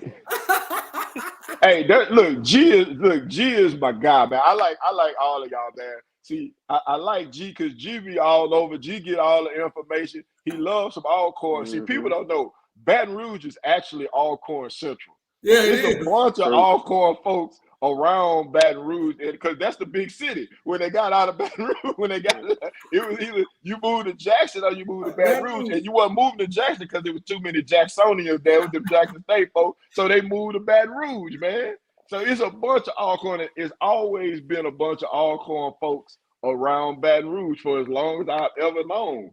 That so, but yeah, G is my man. J Max, J Max, I got to give you some props, man. I saw you PA announcing for the basketball. Yeah. Shouts out to you. Shouts out to you, bro. You're doing a good job, man. I like what you're doing. You're doing a good job, man. I love for my nephews, man. Everybody call me Uncle Flood, but I love to see my nephews doing their thing. Al, see baseball. See, bro, you got your thing with that baseball, man. You need to. I'm gonna put you on with my people at MLB Bros, man. Okay. You check out MLB Bros. You check out with Rob Parker now. I think I've seen a few of the shows. You need to check. Rob Parker is my guy. Rob and David Grubb, those are my guys. I'm gonna put you on with MLB Bros, so you could be their college person. You could be the cover yeah, I'm gonna put you on with. Because he loved it. He loved it. We've been in the middle of football season. He's talking about baseball. See, I'm a baseball fan too. We got a big tournament next month in Houston. A big HBCU tournament. So. Okay. Yeah, that's right. I'm a huge baseball fan too, man. I'll go sit and watch baseball all day. So I'm a huge baseball fan. But yeah, I'm gonna put you on with my man Rob Parker, and so you can be their college person, man, because what he does is MLB Bros is it covers baseball from a black perspective, from a black fan perspective and black players. And so, but check it out for the people that don't know. Check out MLB Bros. It's a real Rob Parker. If y'all don't know, if y'all don't remember Rob Parker, I remember from ESPN and Fox. Yeah, from ESPN. Yeah. He's the dude who called RG3 a cornball. Yeah. That's Rob Parker. That's my guy, Rob. Okay. So he's a good dude, originally from Detroit. But yeah, I'm gonna connect y'all with him. But man, I love what y'all do, man. I love the platform y'all have. I think Swac'n Fool is a good show, man, because you're passionate, but you get it right. Yeah. And that's one of the things that I always try to stress to young people, young guys. Y'all young in this game, but I stress just try to get it right as much as possible. It's cool to have an opinion, but have an opinion based in some facts, because that's what separates what we do from people just commenting and talking. Being able to base your opinion on knowledge and facts. It's cool to have an opinion, but when everybody got one of those. Right. But when you can like what you guys are doing, when you are talking about it and then you go back and you showing the video and you presenting facts with it, that's real work right there. That's real journalism. That's really what it's about. And a lot of times, even from people who are so-called professionals, you don't see a lot of people doing their due diligence in this game. And, I could call names, I'm not above that, but I won't. But you see a lot of people who are so-called professionals who don't do that. So that's what I like about y'all. I like what y'all do.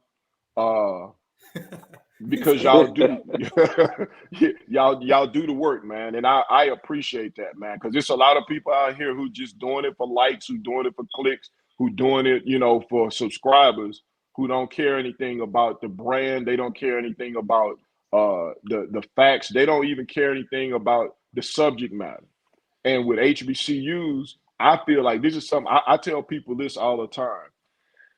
I feel the same way about my school that people that went to Notre Dame feel about Notre Dame, or people that went to Duke feel about Duke, or people that whatever school. I feel the same way about my school that you feel about yours. So no, I'm not going to let you. And I'll tell you how deep this HBCU thing goes. Anybody will tell you that I wouldn't pee on Jackson State if they were on fire. But these fools got me out here defending Jackson State. Right, me too. You know, Me too. These fools got me out here defending Jackson State, man. And anybody asks you, I would be the last person. Look, one of my best friends went to coach at Jackson State. I'm not gonna call his name, but he went to coach at Jackson State. And he was scared to call and tell me that he had taken the job at Jackson State. And finally, when he called and told me, he's like, man, you're going to stop talking to me, man. I'm going coach for the enemy. I say, I already heard you was going to Jackson State. And he was like, oh, man, you heard? I was like, yeah. But you know what I did to him? This how I got him good. When we went up there to play him in football, he was out on the field. I ran up to him and gave him a big old hug and said, bro, it's so good to see you. If folks at Jackson State were mad. I told you he wasn't one of us. But I do that. I do the same thing all the time. I do that. I was talking to a dude. He was I was actually in a barbershop. He know I got a show. And he started going in on Southern, and I'm sitting in the barbershop now lit into him. I lit into him. And they like, how you gonna talk? How you gonna talk all that dog? I say, me and J Mac might go back and forth, but that's me and him gonna do that. Me and him gonna do that. Can't nobody from the outside do it. Can't nobody from the outside do it. No, you can't that's do right. it. I could talk about Jackson State, but if you ain't from one of us, you can't talk about Jackson State. You can't do it. We could talk about each other. We could go at each other. You tear each other apart, but you cannot participate in this. I used to have a cousin. FAMU is not one of my favorite schools, but I had a cousin that went to the University of Florida, and she used to try to get it. I was like, you can't get it. I was like, if you go to a school that has a black student union, you cannot get into this conversation. If you go to a school that has an African American any organization, you cannot get into this conversation because our whole university is an African American studies program. Our whole university is a black student union. You can't get into this conversation if you have to have a special organization for the black folks on y'all. If y'all have a special section in the quad, you can't get into this HBCU conversation. That's just what it is. If y'all have a black dormitory, you can't get into this HBCU conversation. Right. And from now on, that ought to be the rule. I vote. I think we should put that up to the HBCU delegation that we should have a certain standard of rules. If you went to a university or you root for a university that have any of these things, you cannot get into this conversation. If you have to have a special black, if they have to have a special black person on the SGA, like they have to have somebody that's specially elected to the SGA to represent the African American student body, you can't be in this conversation. Diversity and inclusion. It's right. If you have a diversity and inclusion person on your campus, you can't get into this conversation. If you have a director of diversity and inclusion, and that person is the sponsor for one of the Greek organizations, one of the black Greek organizations, you cannot get into this conversation. Because you know the diversity and inclusion person is also going to be the sponsor for whatever Greek organization that they belong to on the campus, because there's not enough black folks to go around. So you got to have two jobs. The people in the comments they gonna get me, man. They gonna get me. I'm over here looking at some of the basketball schools. I got like Jackson State and FAMU going in overtime. We got Southern pull out a victory over Mississippi Valley 84-70. Big Band Braves Alcorn beat Bethune 76-68. We took care of Bethune. I was kind of nervous. It was up at halftime. Reggie Theus took another L. That dude been taking L's for 2 weeks straight. You gotta be tired of taking L's. Oh, he got to be. Them light-skinned dudes can't get a break. We got A&M over PV with 56 seconds left by 12. Grambling over Arkansas Pine Bluff with 2 minutes left by 14. And then Texas Southern, who's on a 3-game winning streak, they up over Alabama State by 8 with 4 minutes left. So, it's gonna be fun. You know, next weekend we got a real big game, J Max. I know you. It's not a big name game for us. Why it ain't? Why it ain't? Because we are standing. All right now. I might come next to J Max. Because we're not y'all's rivals, your rivals. Y'all are our rivals. Listen. We coming to Baton Rouge to avenge our football team loss. We got something on our mind. Y'all gonna be in there deep now. I know y'all gonna be in there deep. We coming now. I know they gonna be in there deep. That Alcorn actually, growing up around the SWAC, I can remember Alcorn, man. I can remember. I'm about to date myself right here, but I go on and tell you, I'm 53 years old. Y'all know. Look, I can remember going to Alcorn in 1988 as a freshman in college. I was a freshman in college, and it was the football team, our football team, Alcorn football team in the stands, and it was an all-out brawl that fell out onto the court. Wow! And if this had happened today, it would have been a national story. But I'll never forget my homeboy, and y'all too young to remember him, but his name was Rufus Porter. He played 12 years in the league, went to Capitol High. We all went to Capitol together. Rufus was a senior when I was a freshman. Rufus used to wear this leather coat, but it was like a leisure coat. You remember the old leather coats that used to look like a suit jacket? He used to wear one of those everywhere he went. Rufus, he used to dress like the Fonz. Everywhere he went, he wore Levi's, Converse, and a white t-shirt. And when it got cold, he would put his leather coat on over his t-shirt. That coat probably weighed about 15 pounds. And I'll never forget, Rufus was hitting people with that coat. he was beating people with the coat. It was spilling out onto the floor, man. We used to have some times at Alcorn, man. Alcorn, I still have some of the best memories and some of my best fun right now when I go to Alcorn. Right now, I love going to Alcorn, man. It's a beautiful, beautiful campus. Beautiful place. I love going up there. And some of the best people in the world. Alcorn people are infinitely better than Jackson State people. Infinitely better than Jackson State people. And nobody sucks worse than FAMU people. Oh my God. Oh man. We might need to close out on that one. Yes, indeed. I'm just saying, man.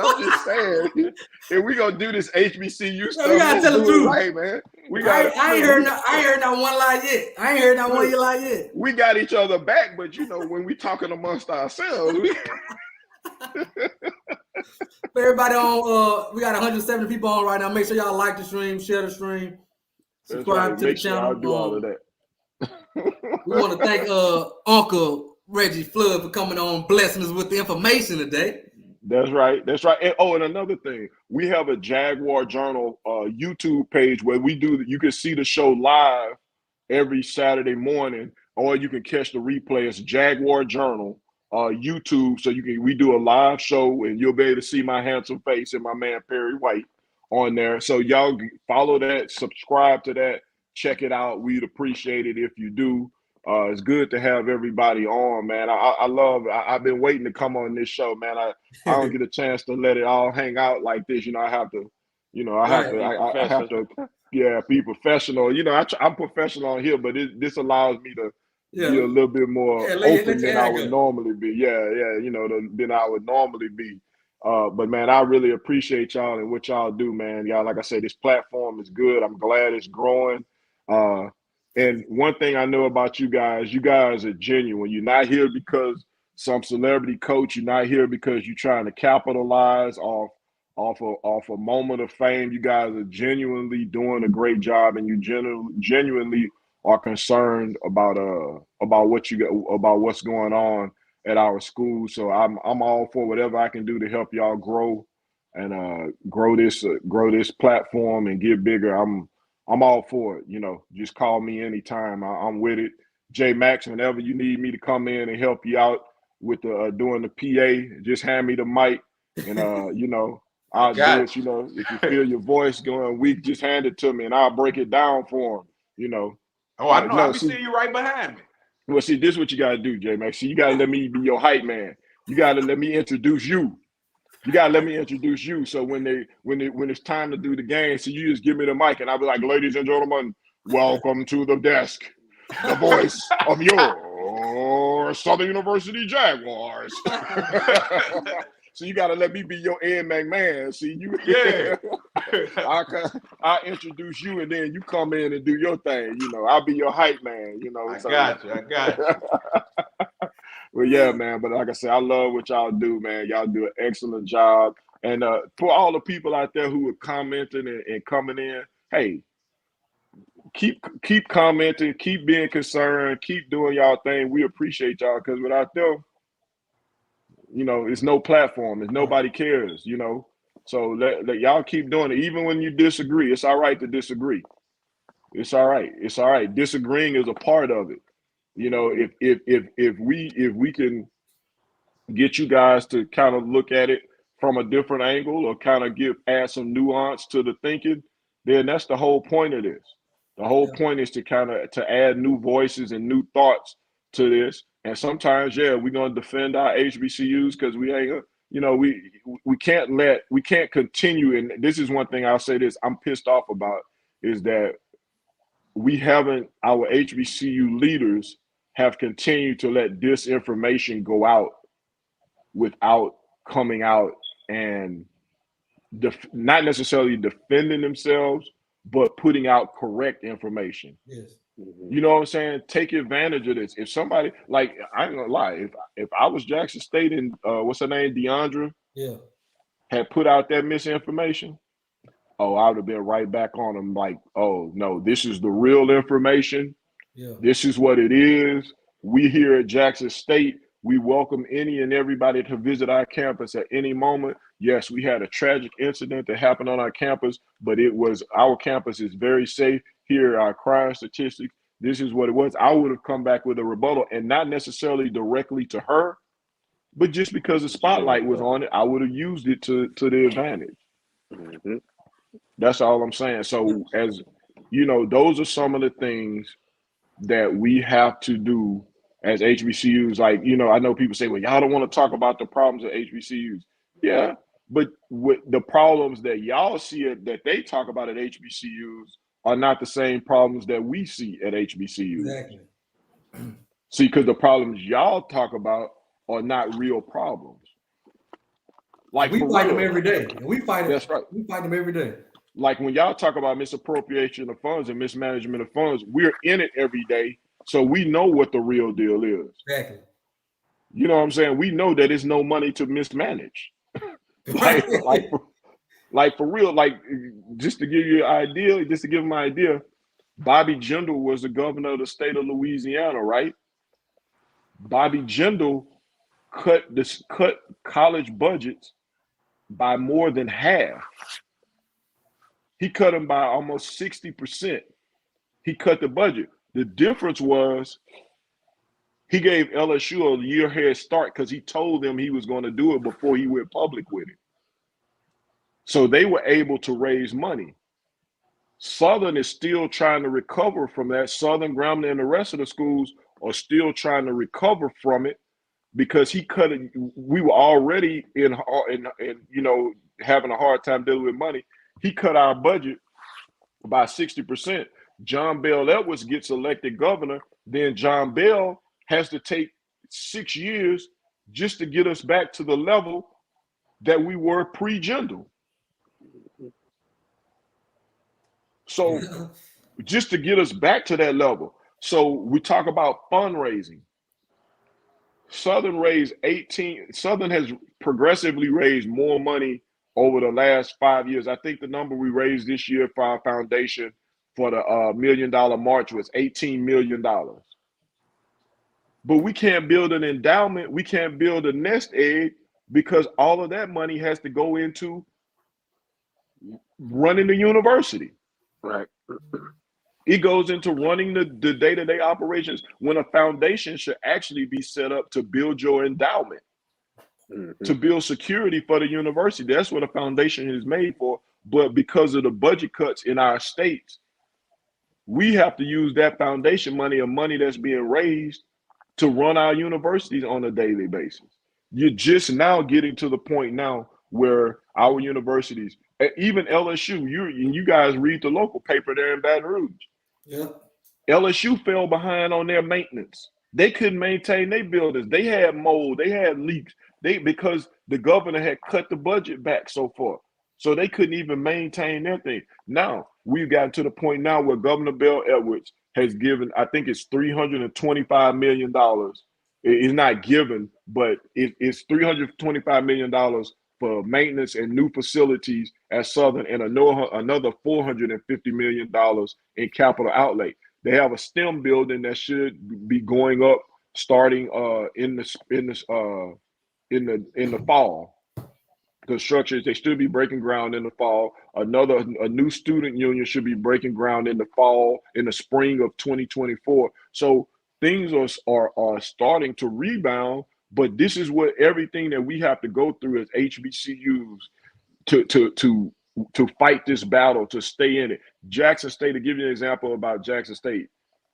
Jackson State won a lawsuit against the state of Louisiana. All George knows that not just Jackson State, but Alcorn, Mississippi Valley, and Jackson State won a lawsuit against the state of Mississippi called the heirs lawsuit.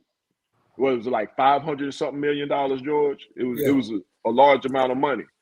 But to show you how low down the state legislatures are that work in these areas, they told Jackson State, Alcorn, and Valley that they couldn't get that money unless they went out and recruited a larger group of white students. So they have been withholding the money from those universities because they don't have a large enough, I think it was like an 8 or 10% white population.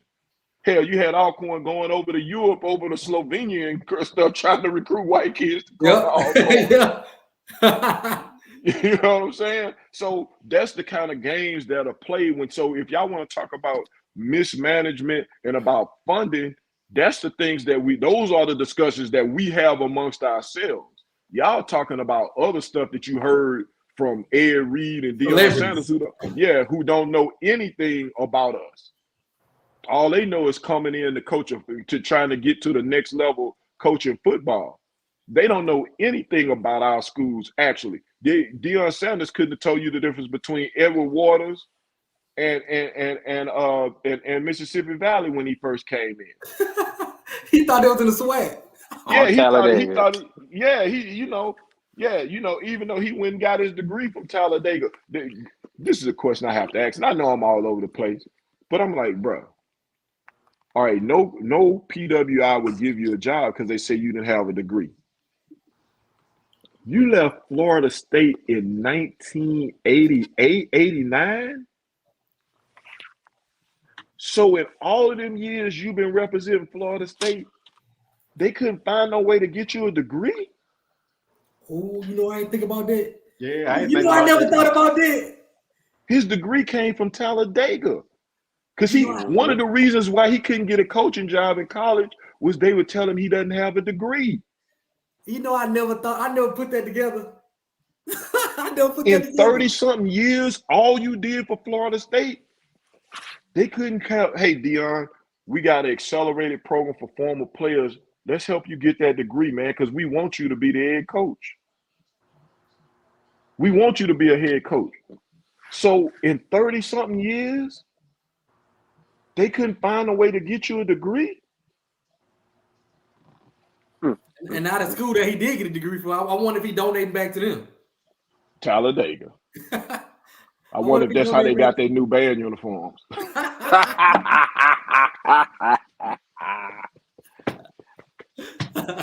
Talladega, the marching tornadoes, baby. We don't have a football program, but we got a marching band.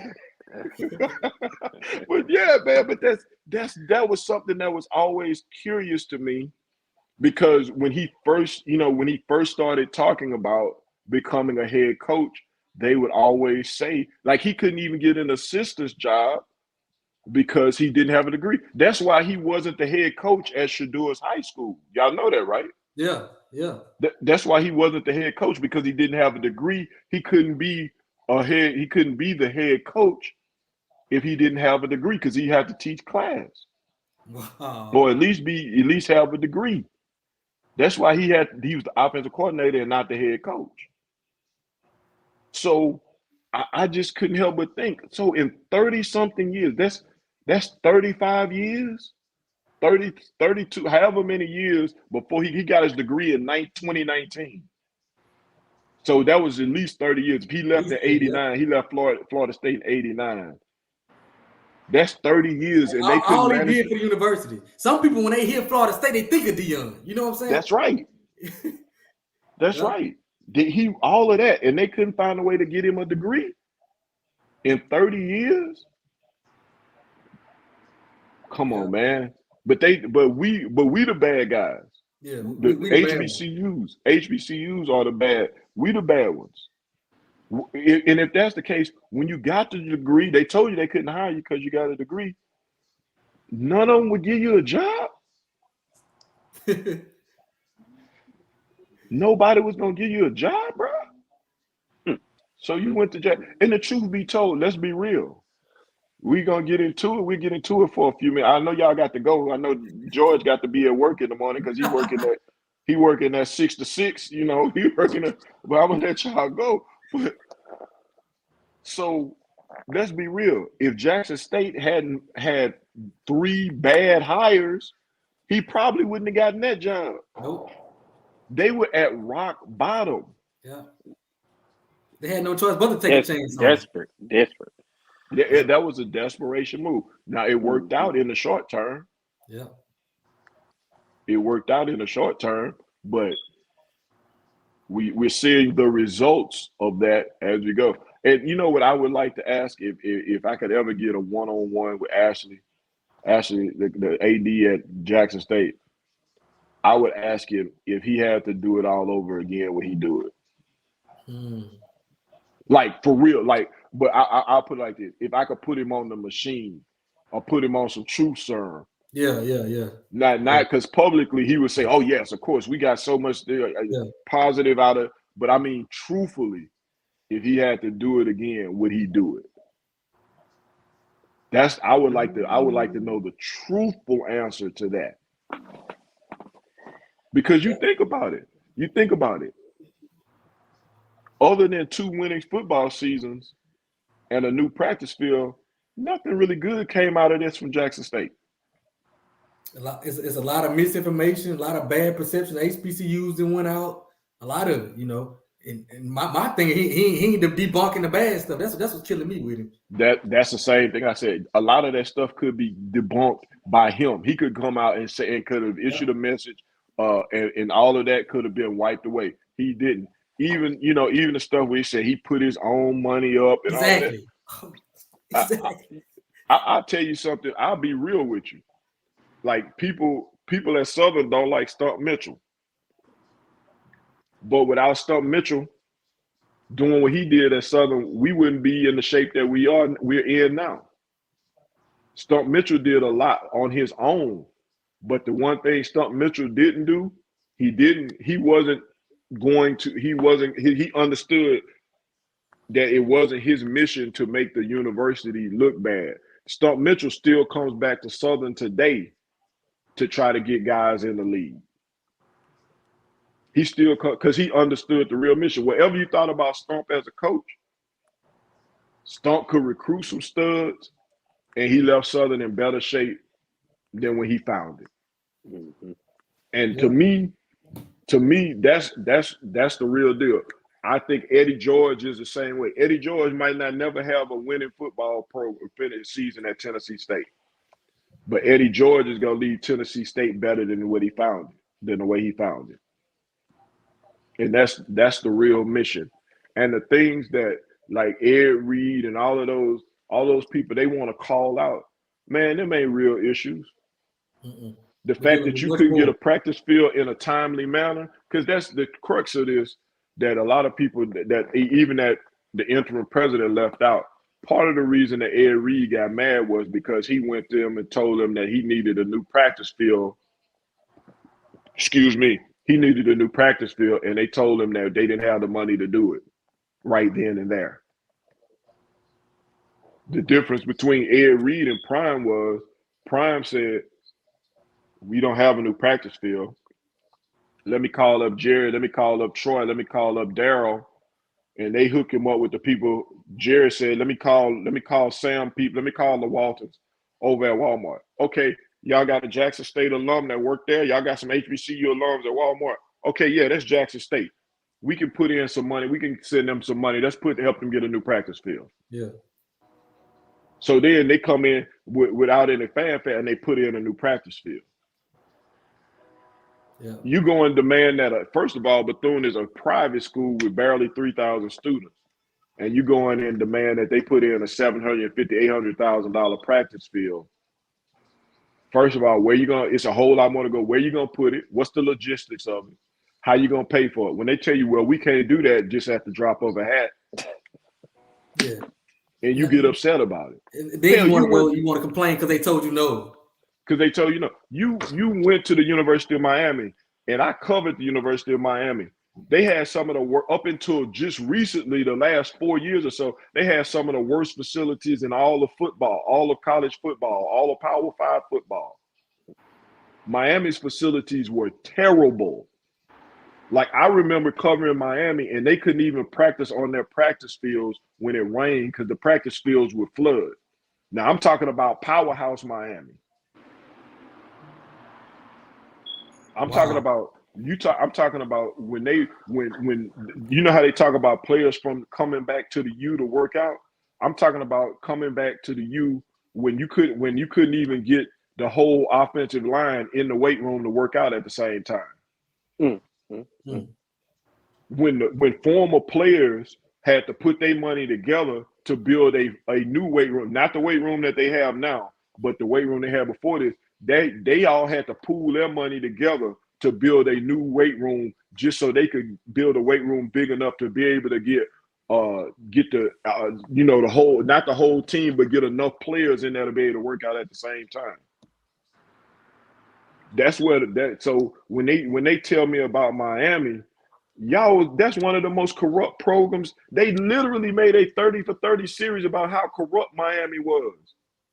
And then you come to us preaching about, you come tell black folks that they got the broke mentality and they mismanaging and corrupt. When you come from the haven of one of the most corrupt programs in the country. Ain't said nothing. Ain't said nothing. Ain't said a word. Luther Campbell, the nerve of you. Oh, Luke. I forgot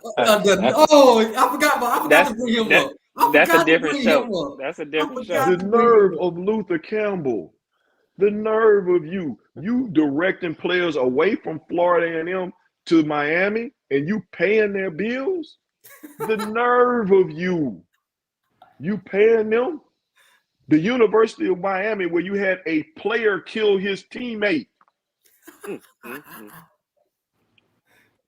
The nerve of people from the University of Miami to be coming and telling us something. Yeah. The nerve of you. He got so much to say. The nerve of the most corrupt program in America. Like I said, they literally made a 30 for 30 about how corrupt y'all were. Come on, man. Come on. But a lot of us We'll follow celebrity to the end of the earth. We love celebrity. Don't fact check them or nothing. Just because Ed Reed said it was dirty, that means it looked like the trash dump. Just because he said it. Just because he said it now. They ain't seen a picture of it. They ain't seen the office that he complained about. They ain't seen nothing. But just because he said it, mean it looked like a trash dump. That's what I'm saying. I mean, I could get down on this, but people ain't thinking about this. Ed Reed literally played with a dude named Ray Lewis.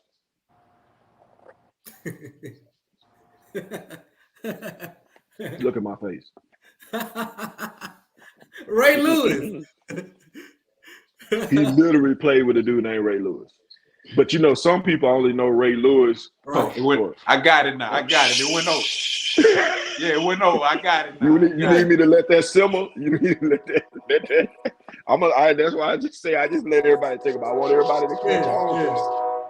See, that's the train whistle blowing. I just want everybody to think about that. Exactly.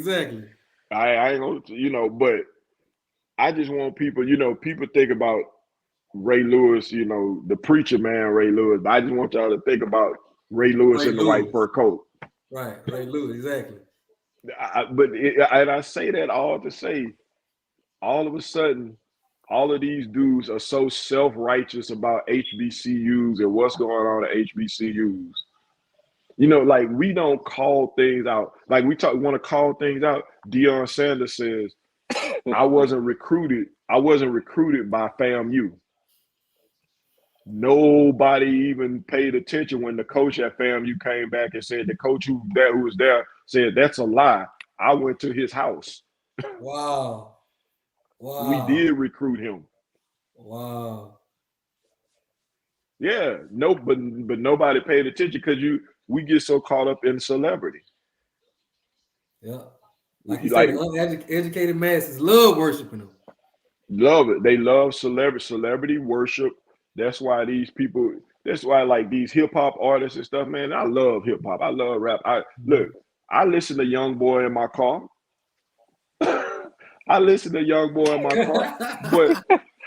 But I'm old enough to distinguish that Young Boy is just that. He Young Boy. Yeah. You know what I'm saying? Exactly. I don't have to do what he say. Cyntel can't tell me what to do. But he got the government name. Cyntel can't tell me what to do, but there's a whole group of people out there who listen to Cyntel and think Cyntel is preaching the gospel. Yeah. Mm-hmm. I'm like, come on now, y'all can't be real. Like, we from Baton Rouge. Boosie say he'll bet the farm on LSU. I think that was his quote that time. He'll bet the house on LSU. LSU to the day, him and Webby. How many concerts they ever did at LSU? Won't let him on the campus. Will not let him on the campus. Thank you. Southern was cutting checks for you when you was with the concentration camp. See, I'm hitting you with all that. I don't know nobody concentration camp. Yeah, they was hitting you when you was with C-Loc and all his boys. Yeah. Coming through trying to make some noise. You put in alcohol in the club and think you bad. Somebody gonna whoop that ass. They don't know about that. Them the same people who think how you do that there is a Master P song and don't realize it was Act a Fool by Young Bleed before it was that. People, them the same people that, so that killed me when I watch these dudes like have y'all ever seen the video of Boosie where he with Roman Banks and he talking about we family, he from dude, it looked like they was pulling teeth from that dude. And then he talking about Jackson. I love Jackson State. They love my dirty draws. I'm like, dude, that dude don't love us. Exactly. he don't love. But it killed me. These dudes they LSU down. That's hey, if you LSU, you grew up in the South, I ain't got no issue with that. But LSU ain't cut you no checks, bro. Not one. We was the one cutting you checks from $2,500 when you was Lil Boosie to $10,000 when you came Boosie. There's a reason they won't let Boosie Bash be at the Assembly Center. Exactly. Yeah. you come over to Southern. See, Jay, I've been around this game too long. I was working at Max 94 when it was Max 94. Yeah, the real one. When it was Max 94. When it was Javon, Buddha Boss, Player, C-Lo, Max Manelli, and Lil Boosie. See, I know that Max Manelli is every rapper's favorite rapper. Yeah, They don't know about that. See, they don't know. If y'all don't know who Max Manelli is, look him up. Hey, I gotta let you know something, Monk. I got my co-host. He getting a little upset with you saying he from Baton Rouge. Who? Al. I know you ain't from Baton Rouge, but you spent enough time. Where you from Alexandria? I know you're a war horse. Yeah. They know. Them little war horses down there. Them little war horses. He a war horse. He from Peabody High School, home of the green and white war horses. Peabody. A basketball dynasty. A dynasty. You hear him, G? I know about it. I used to work at KBCE B102 back in the day. I cut my teeth over there, man. Yeah, I cut my teeth over there. Me and the late great Pratt the Cat. Oh yeah, back over there at DJ Squirrel. I know about you. You ain't gonna miss me with too many places, baby. I've been around the world and back again. Jay Stevens used to be my coach, man. I don't know if you know Jay Stevens. Yeah, I know Jay, man. Jay and Tony Groove and all of them, man. I've been around the world and back. I know about Alexandria, man. I spent about a year, about 3 years of a year, the worst of my life in Alexandria. Yeah, man, felt like 3 years, but it wasn't. But I'm just joking, man. But I spent some time in Alexandria up there. I ran KBCE for a minute up there in Alex. So yeah, I've been there when it used to be out in Boyce, man. When it used to be that building outside and right there to the left. Yeah, you know what I'm talking about. Before it moved downtown. Gotcha. Yeah, man. We gonna let him go ahead and get out of here. Again, we appreciate you coming on. Appreciate y'all. Anytime open platform to anytime you want to come on is open to you. Appreciate y'all, man. Love y'all. Y'all take care of yourself, nephew. We'll holler. Okay, all right. Y'all get know some rest, J Max. We're gonna go ahead and get out of here. Thank y'all, everybody. If you haven't subscribed, like, share, subscribe, stream. We're gonna be on the On the Hill podcast tomorrow at 7:30. Like, share, subscribe. Become a member. Hey, bro, y'all cutting up in the comments, man. That's all. I stopped looking at y'all the comments. doing me bad, man. I stopped looking at the comments. But hey, we appreciate y'all. We're gonna be back. We gotta talk about them big bad Braves. Gonna be stumping Southern. We're gonna put on the show Saturday. So if there's anybody in town, make sure y'all come to the game Southern Saturday. Them big bad Braves taking on them little bitty Jags. That's what it is. That's what it is. But we're gonna go ahead and get out of here. We'll holler at y'all. All right.